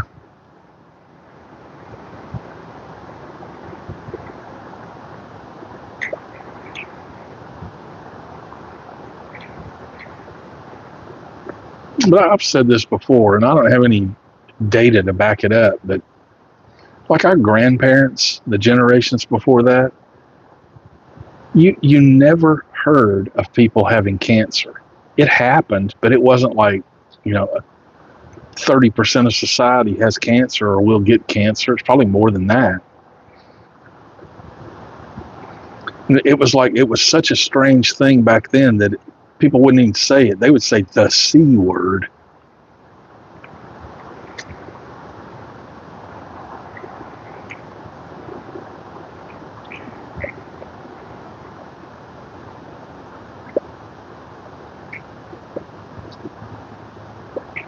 And I've read some stuff on it, and I've listened to people talk about it. And like I say, I'm no expert by any means, but I've come to the conclusion that basically after World War II, when everything got modernized, everything, everything was convenient. Frozen food, canned food, boxed food, pills to cure everything known to man. That's when you started seeing an uprise in cancer. I don't think that's the only thing that caused it, but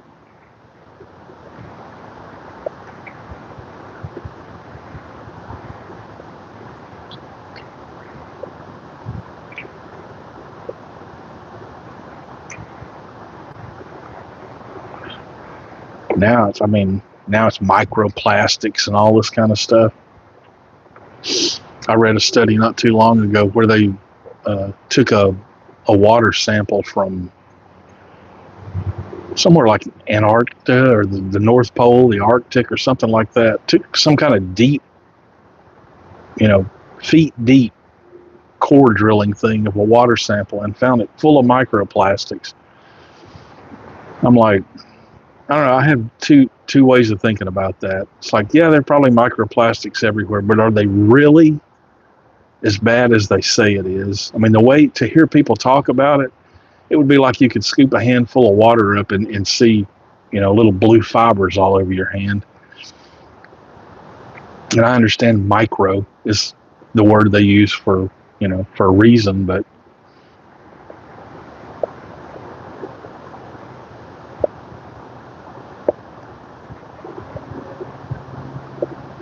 yeah, bioengineering food. And then, it's like, well, I grow my own food. It's like, do you produce your own water? Because all of the water on this planet is connected.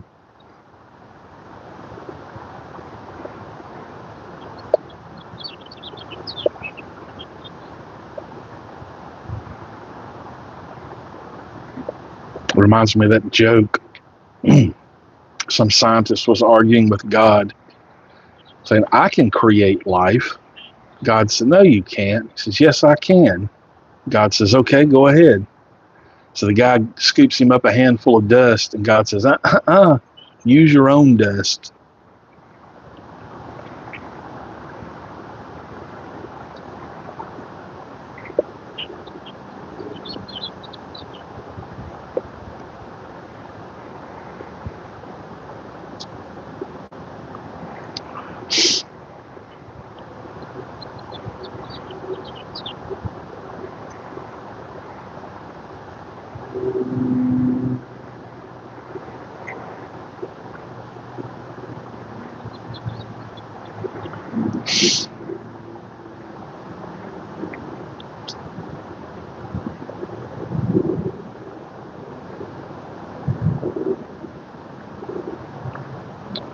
Yep, that stuff's terrible.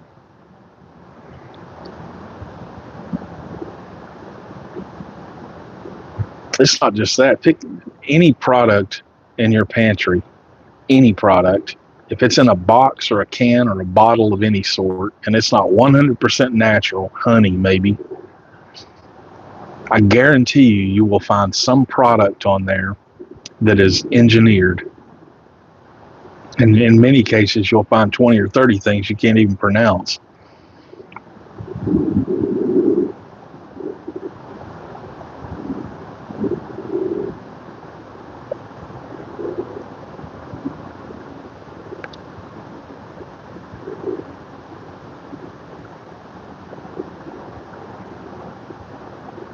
But you can't live on honey.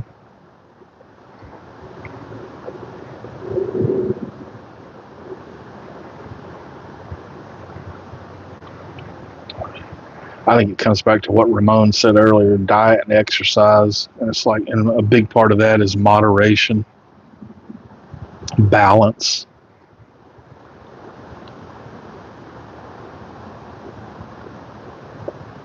But that ship sailed long ago. There's no way around it.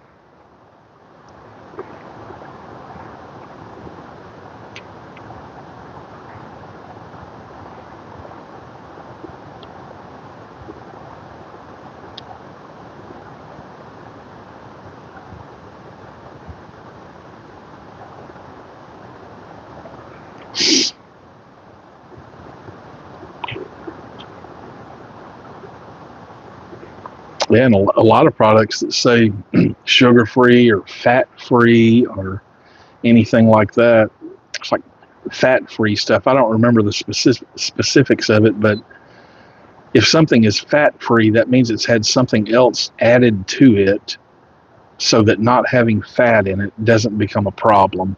And I can't remember what it is. It's like something like cholesterol or, something, but I don't remember what it is.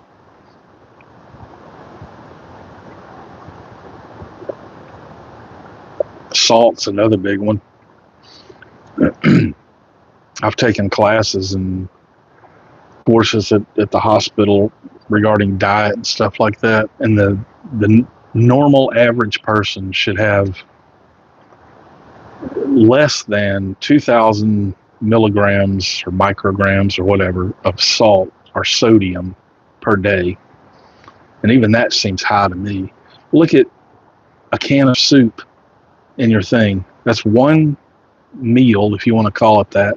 Almost every one of them has close to 1,000 milligrams. All the drinks that you have are full of sodium. Any canned vegetable, anything like that.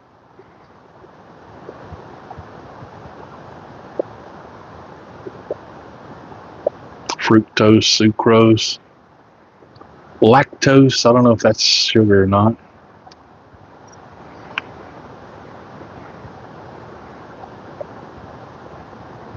I think it is.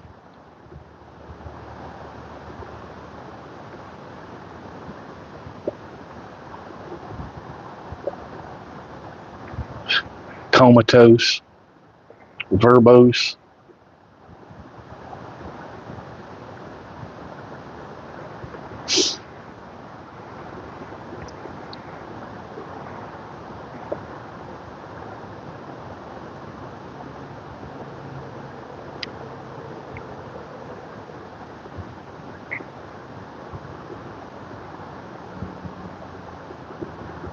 You are definitely not comatose.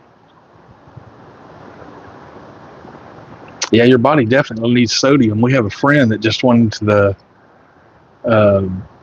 hospital for, I want to say he had his tonsils taken out or something like that. And he ended up having to go to, I want to say ICU, but maybe it was just be admitted to the hospital for like 5 or 6 days because he had some kind of a sodium deficiency that they discovered, and it made him really sick. Nose surgery.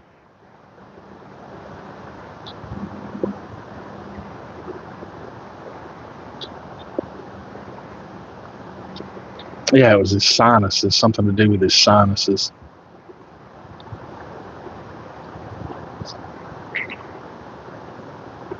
Or a deviated septum, maybe. That was my second guess.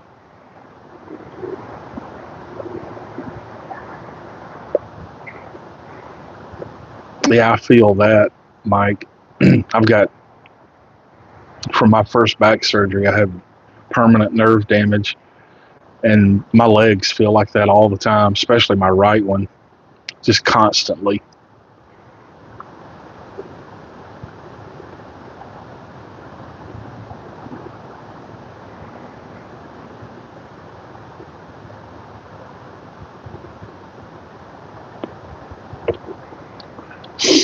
I was, the doctors were like, couldn't believe what they saw when they did my first MRI. Yeah, you got to have sodium, but too much of it will kill you. It's pretty much like anything else. You get the things in the right amount, and it's okay. It's like the nerve, the um, sciatic nerve in my back. When my disc bulged out, they normally say that disc will bulge out and impinge that nerve, and that's what causes all that pain. But when they did the MRI, I'm not exaggerating. I wish I had a picture of it I could show you. I have somewhere on some old hard drive. That's what they saw on mine. That was pain, buddy.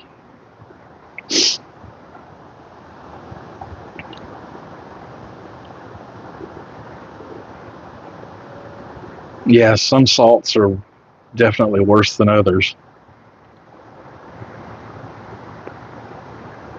And unfortunately, the one that most people eat is the worst that you can get.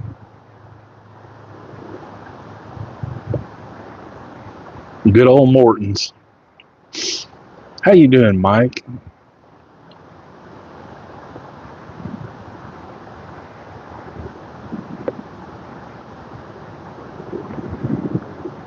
Yeah, I've been in pain several different times from several different things, but those to that first surgery, it's a miracle that I didn't jump off a bridge.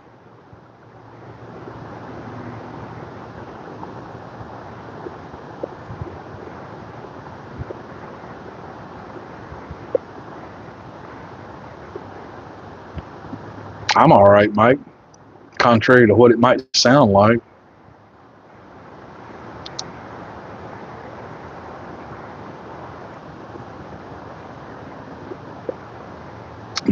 Yeah, my disc degenerated finally to the point where they just took it out, fused me together.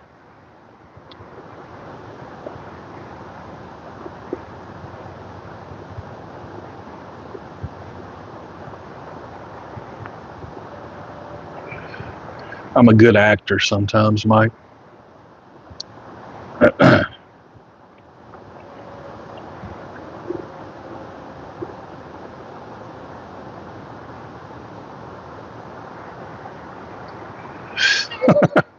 I still can't figure out why that phone's not showing my chat.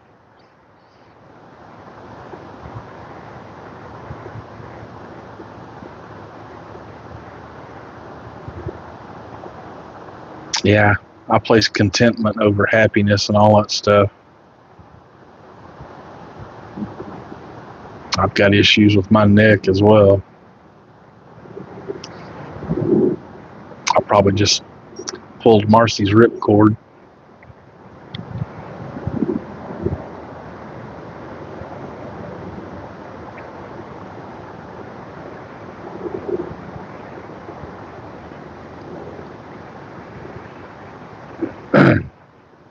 I think he just wanted privacy, I guess. I don't know why he put that fence up, but I'm okay with it. They're all short enough that I never see them anymore.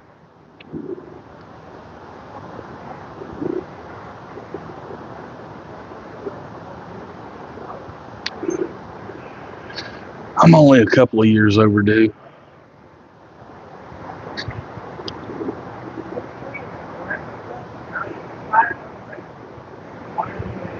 They've turned out to be good neighbors.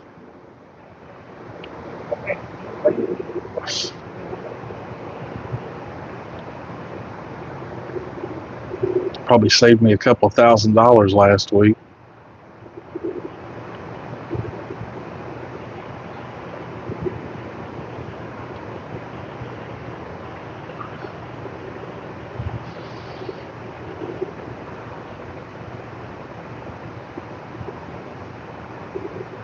He didn't have to do that, but he did it.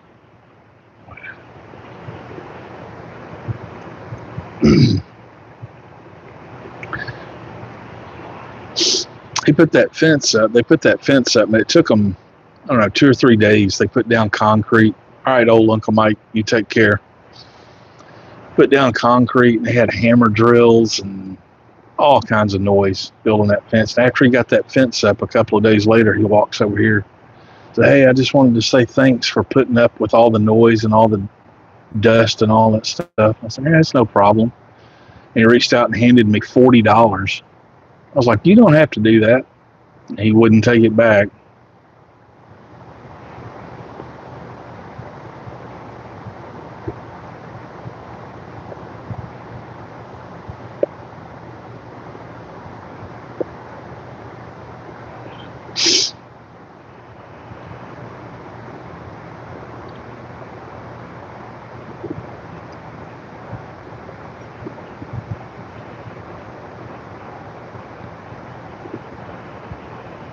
But don't hug her too hard.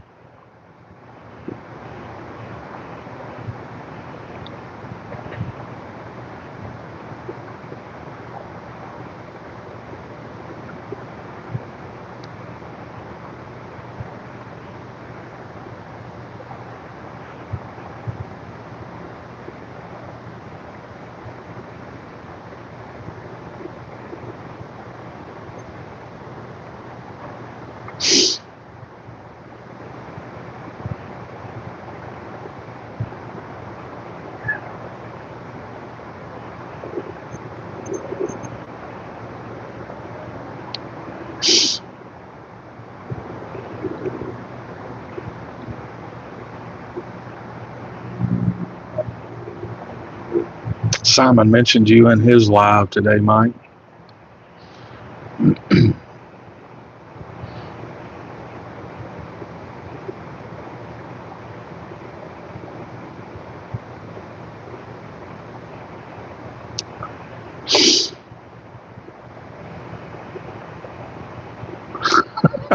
I'm not telling. First, he was thanking you for sending him those pipe magazines back however long ago that was. And then I want to say I heard him saying, "Thank you for sending him a video." I might have misunderstood what he was saying.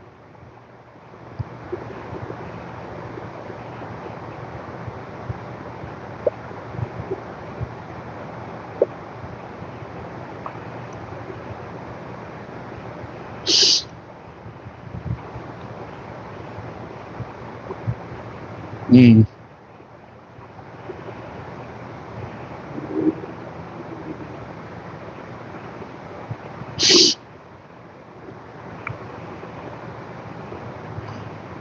He was showing off some pipes that he was making. Somebody commissioned a ball. He was showing that, and then he said, "Now I've decided to make a second one, so I'll have a pair." You know me.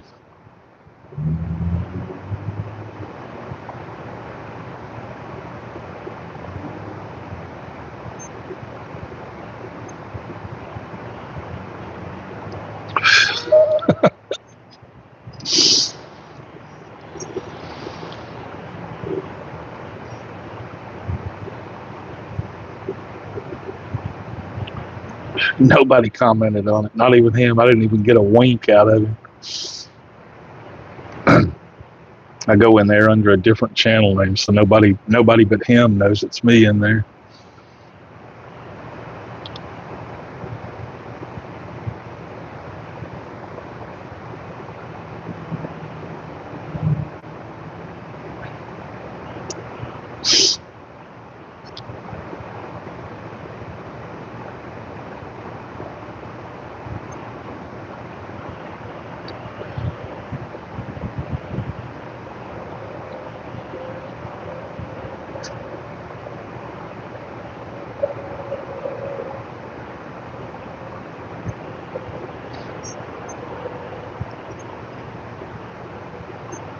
I just got through reading. I started reading this about 15 years ago and never made it through it. And I revisited it. read that book called Ghost Rider that Neil Peart wrote after his wife and daughter died.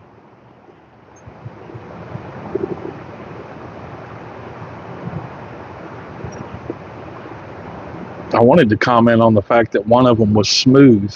I didn't.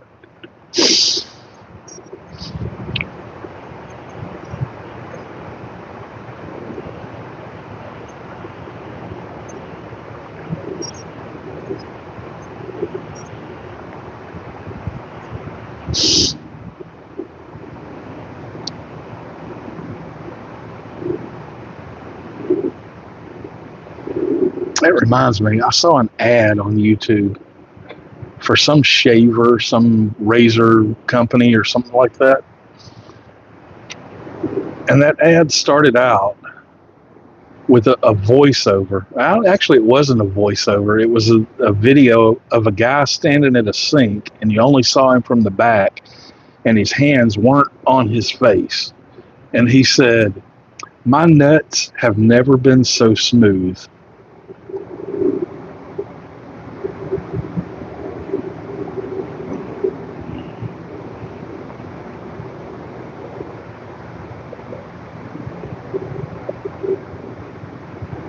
I thought, we've come a long way from Lucy not being able to share the bed with Desi.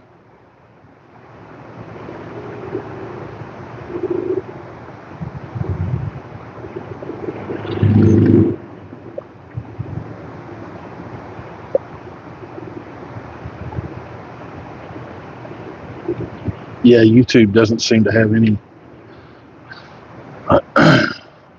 easily figured out moral stance.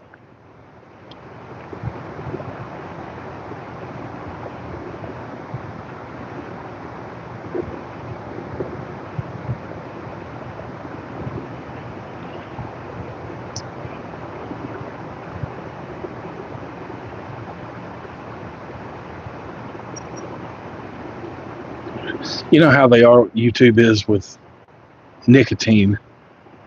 Can't talk about it, can't link to anybody that sells it, can't, all the restrictions around that. Yet I have seen dozens of ads for those little nicotine pouches. Paid ads.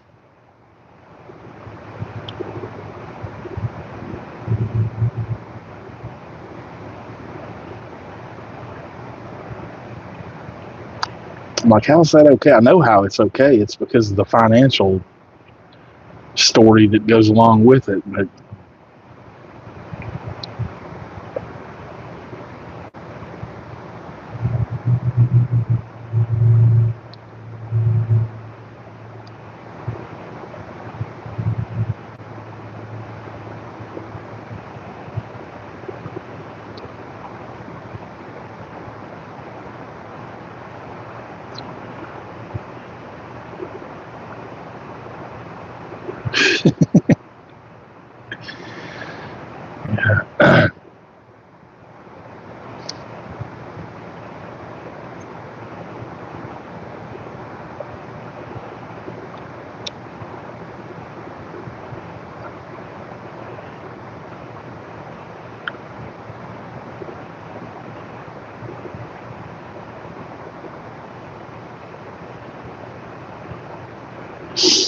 I see stuff pop up in that shorts feed all the time, and it's just like, how is this okay? I don't get it.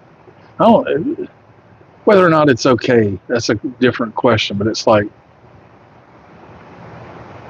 I shouldn't even question it, but it's like, why would people put a video like this up? And I know the answer to that is because people are crazy, but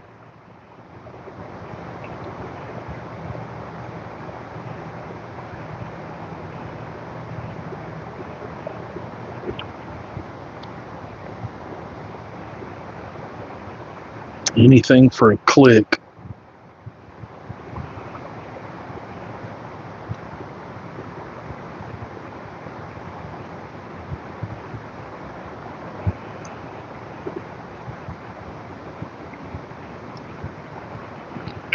Yeah, I had occasion recently to get on Facebook. I've got an account on there, but I never use it. I don't have the app on my phone. It was revolving around my dad's passing. And I ended up not even finishing what I went there for. I got so fed up with it.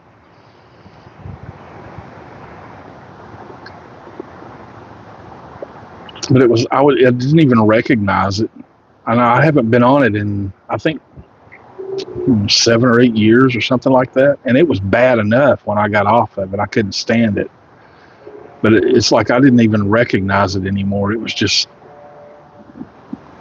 I don't know, super saturated with garbage.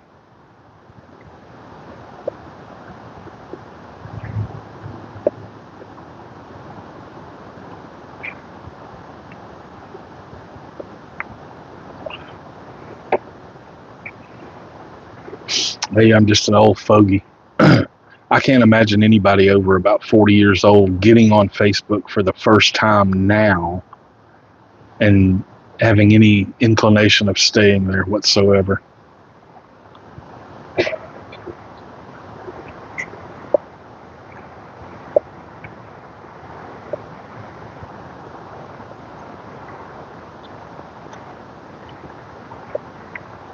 I still get people sending me links to videos on Facebook and Instagram and stuff like that. And I never click on them.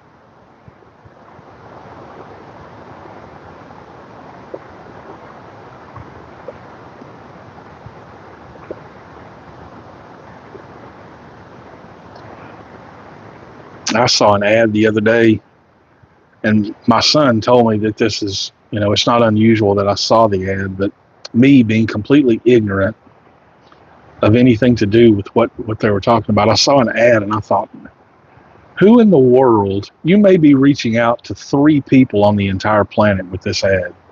Are you considering flying to Turkey for hair transplants?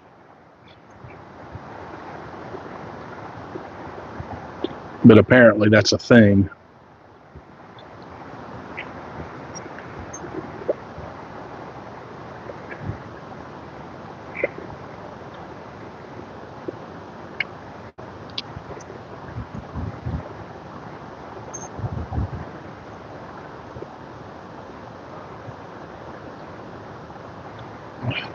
It's bad enough on YouTube.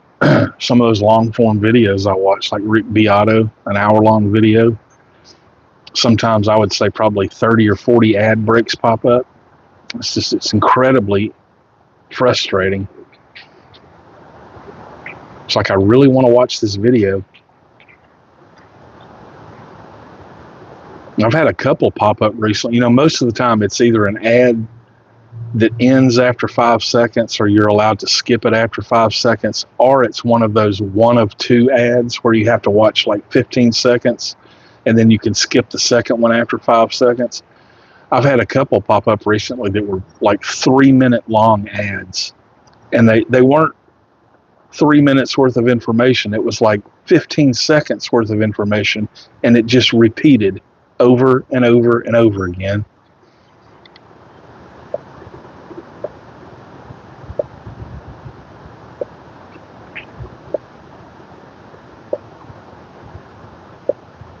It's like, I don't know. I don't know what they're teaching in marketing departments these days, but somebody should tell them, there's a lot of people out there, if you want them to not buy your product or to even consider your product, show them this ad.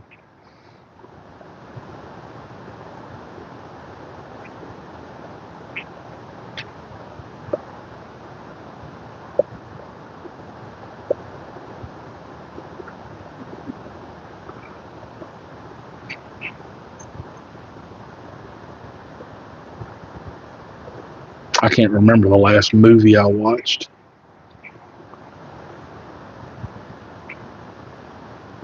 The last movie I went to a theater to watch, I believe, was that movie called Yesterday. And that's probably been, I don't know if that was pre or post COVID. I think it was just after COVID.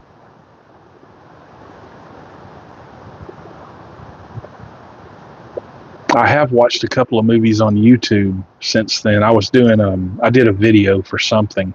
I don't remember what it was. something about foreign films. I went and watched a couple that I hadn't seen before that I saw recommended. Japanese films, really good stuff.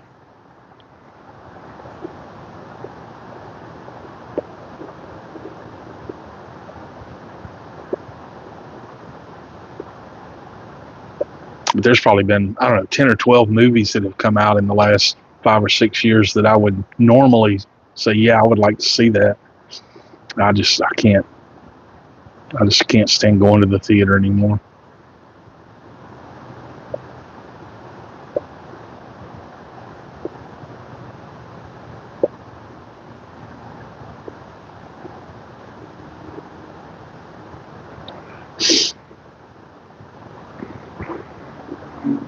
Those Japanese films I watched were like probably what would be considered art house independent kind of films for most people, but they were made in like the 50s. See, they were black and white, total subtitles. A couple of them were really good. I can't remember the names of them, but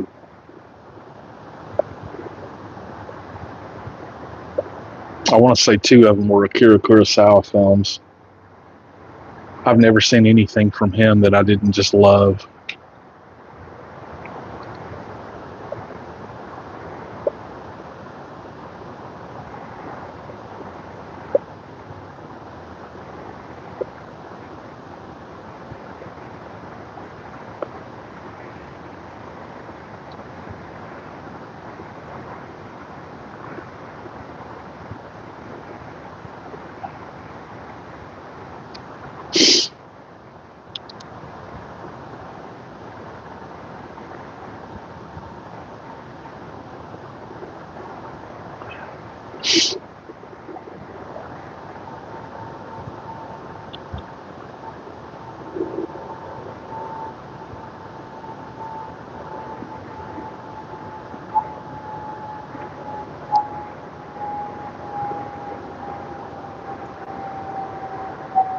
I've been getting a lot of clips on YouTube from the Godfather series.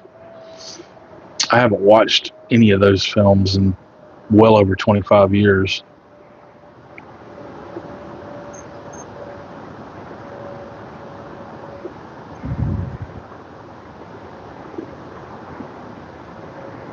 I want to read The Godfather.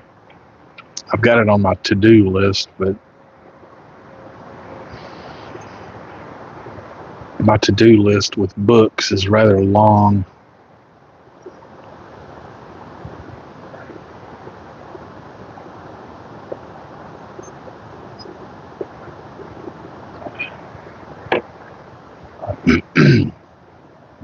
I've been more about writing lately than I have reading or watching.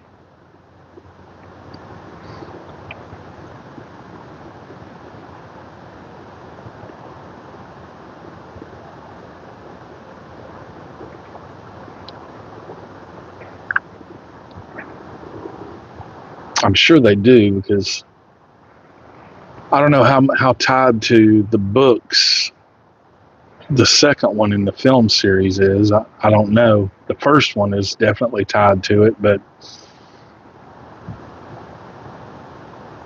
you're limited to a 2-hour film from a 10-hour read.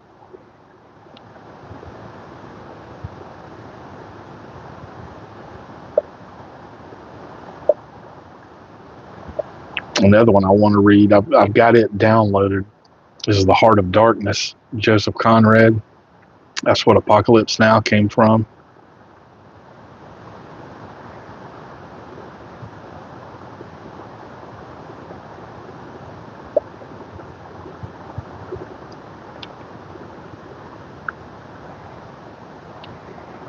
I find that most movies, as good as some of them are, that are tied to a book, and most movies are tied to books, the book is always better, or at least more complete.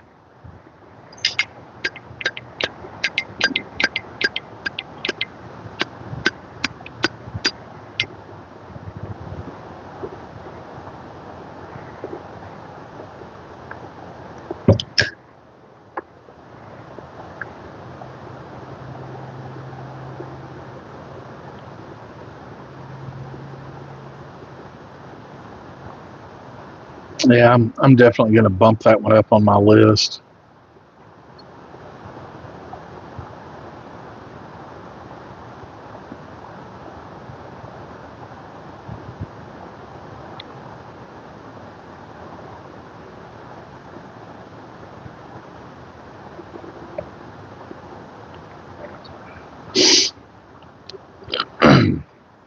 There's a lot of those out there. I saw one not too long ago. It was the 10 most brutal mafia hits. Some of those were like, wow.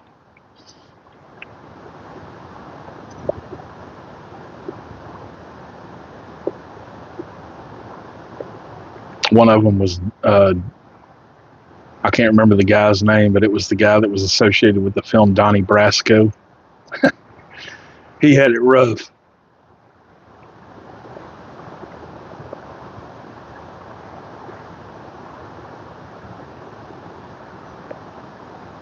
All right, Mike, you take care.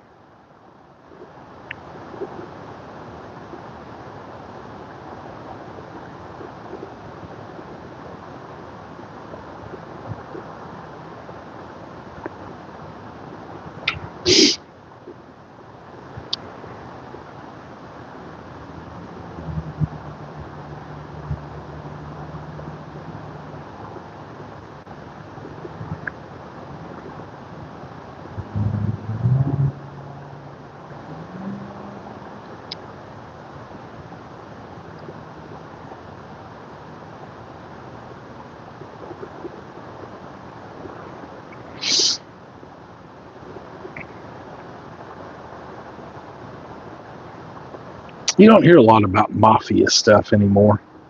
I wonder how prevalent that still is.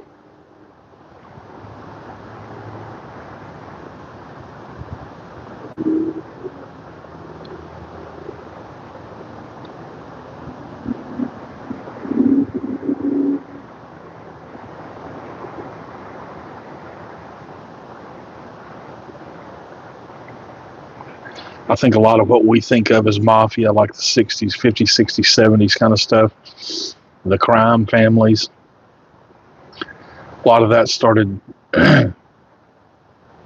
radically changing when with the introduction of the drug trade. That was their downfall for the most part.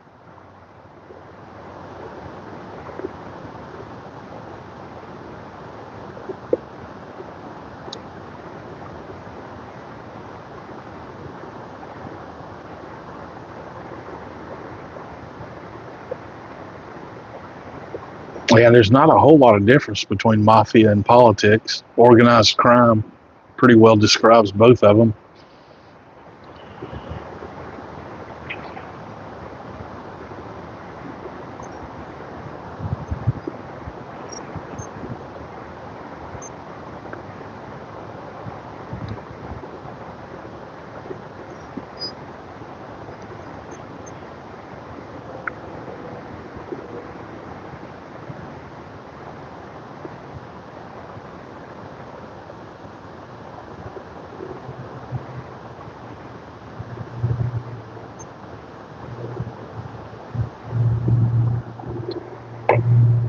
I think the only big difference between the mafia and politics is politics, generally speaking, has the law on its side.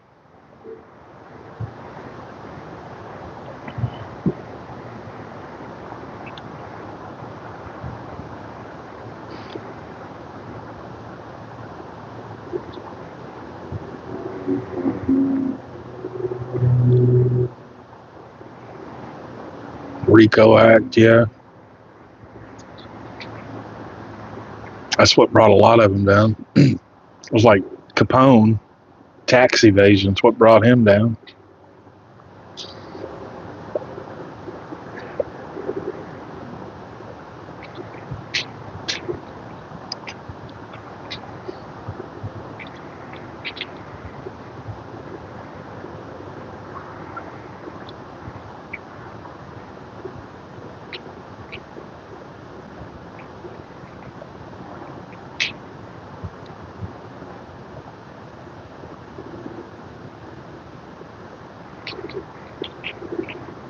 I think most of the organized crime stuff these days, at least the only stuff you really see on news, is like, drug gang kind of stuff. Mexican gangs, Chinese gangs, Turkish gangs, whatever, American gangs.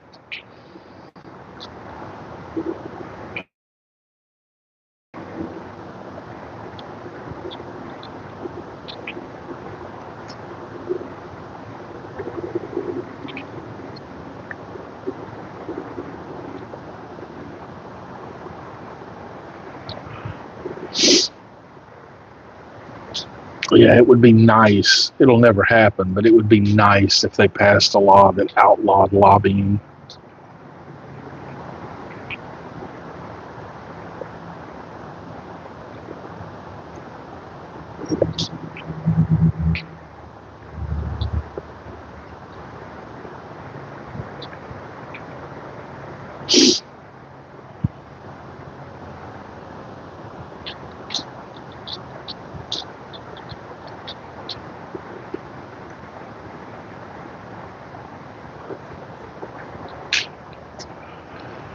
I don't know, I don't really want to talk about politics, but you hear people on both sides saying, "Oh, don't support that guy. He donates to whatever, Planned Parenthood, the Catholic Church, whatever it is that people hate." 50% of the people hate everything. But it's like, yeah, he does donate to that, but he also donates to this other thing that you really like. And they all do.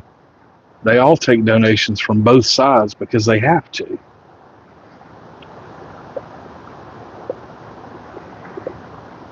Hello, Everett.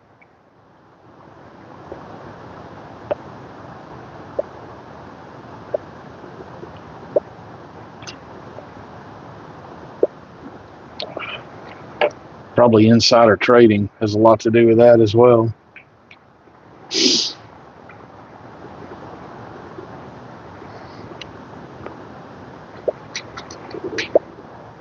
I think my pipe ran its course. I'm doing okay, Everett. I'm having to read the chat on that phone because it's not on that screen for some reason. So if you wonder why I'm looking down, that's it.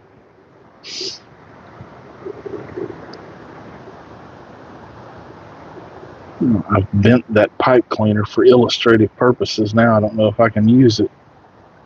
Maybe.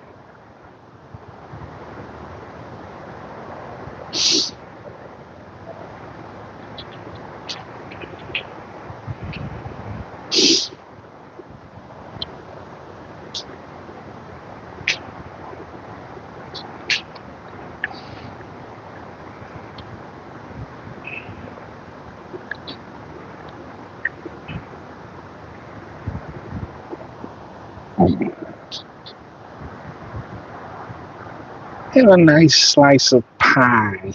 Some pecan pie.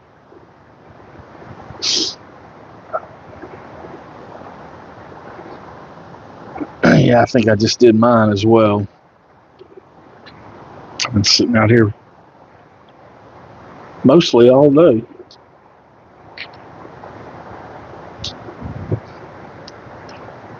And I'm tired.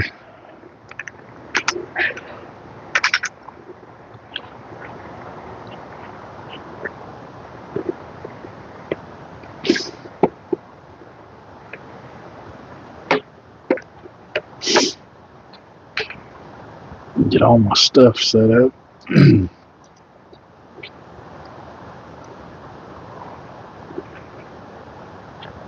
Key lime pie because it's Father's Day tomorrow. I think I'd rather have socks.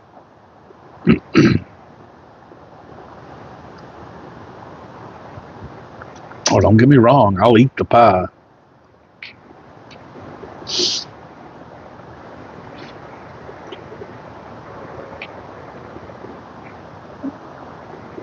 Let's go to Target. Lord. Let's shave our head with a cheese grater. That sounds like a fantastic idea. Hello, Robert.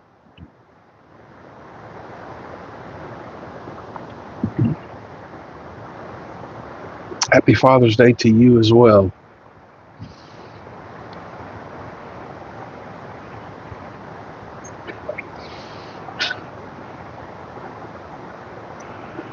Let's go to Target. You folks see what I have to put up with? This is what marriage is. Let's go to Target.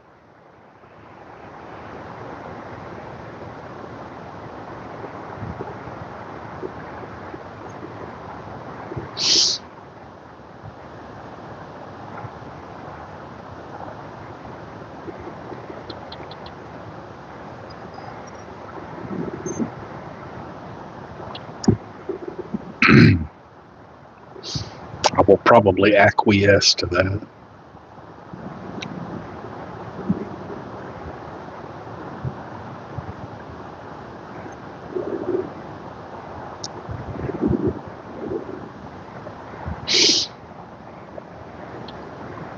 It is now. I could say let's go to Target 10 times with no success.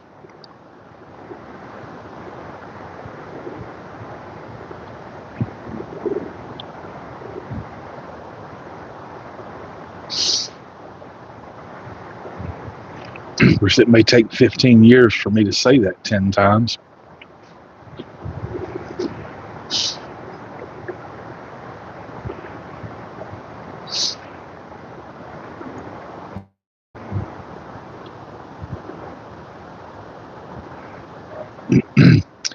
But as those of you that have just come in at the tail end of the live, Target.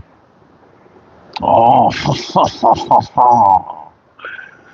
I see what you did there, my friend.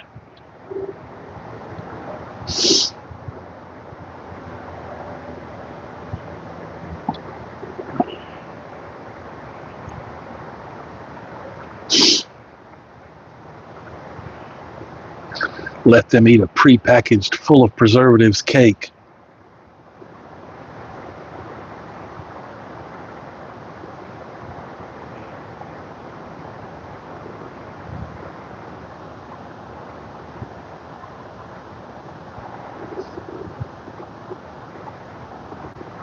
But unless anybody has anything riveting they care to share, I'm going to turn this off.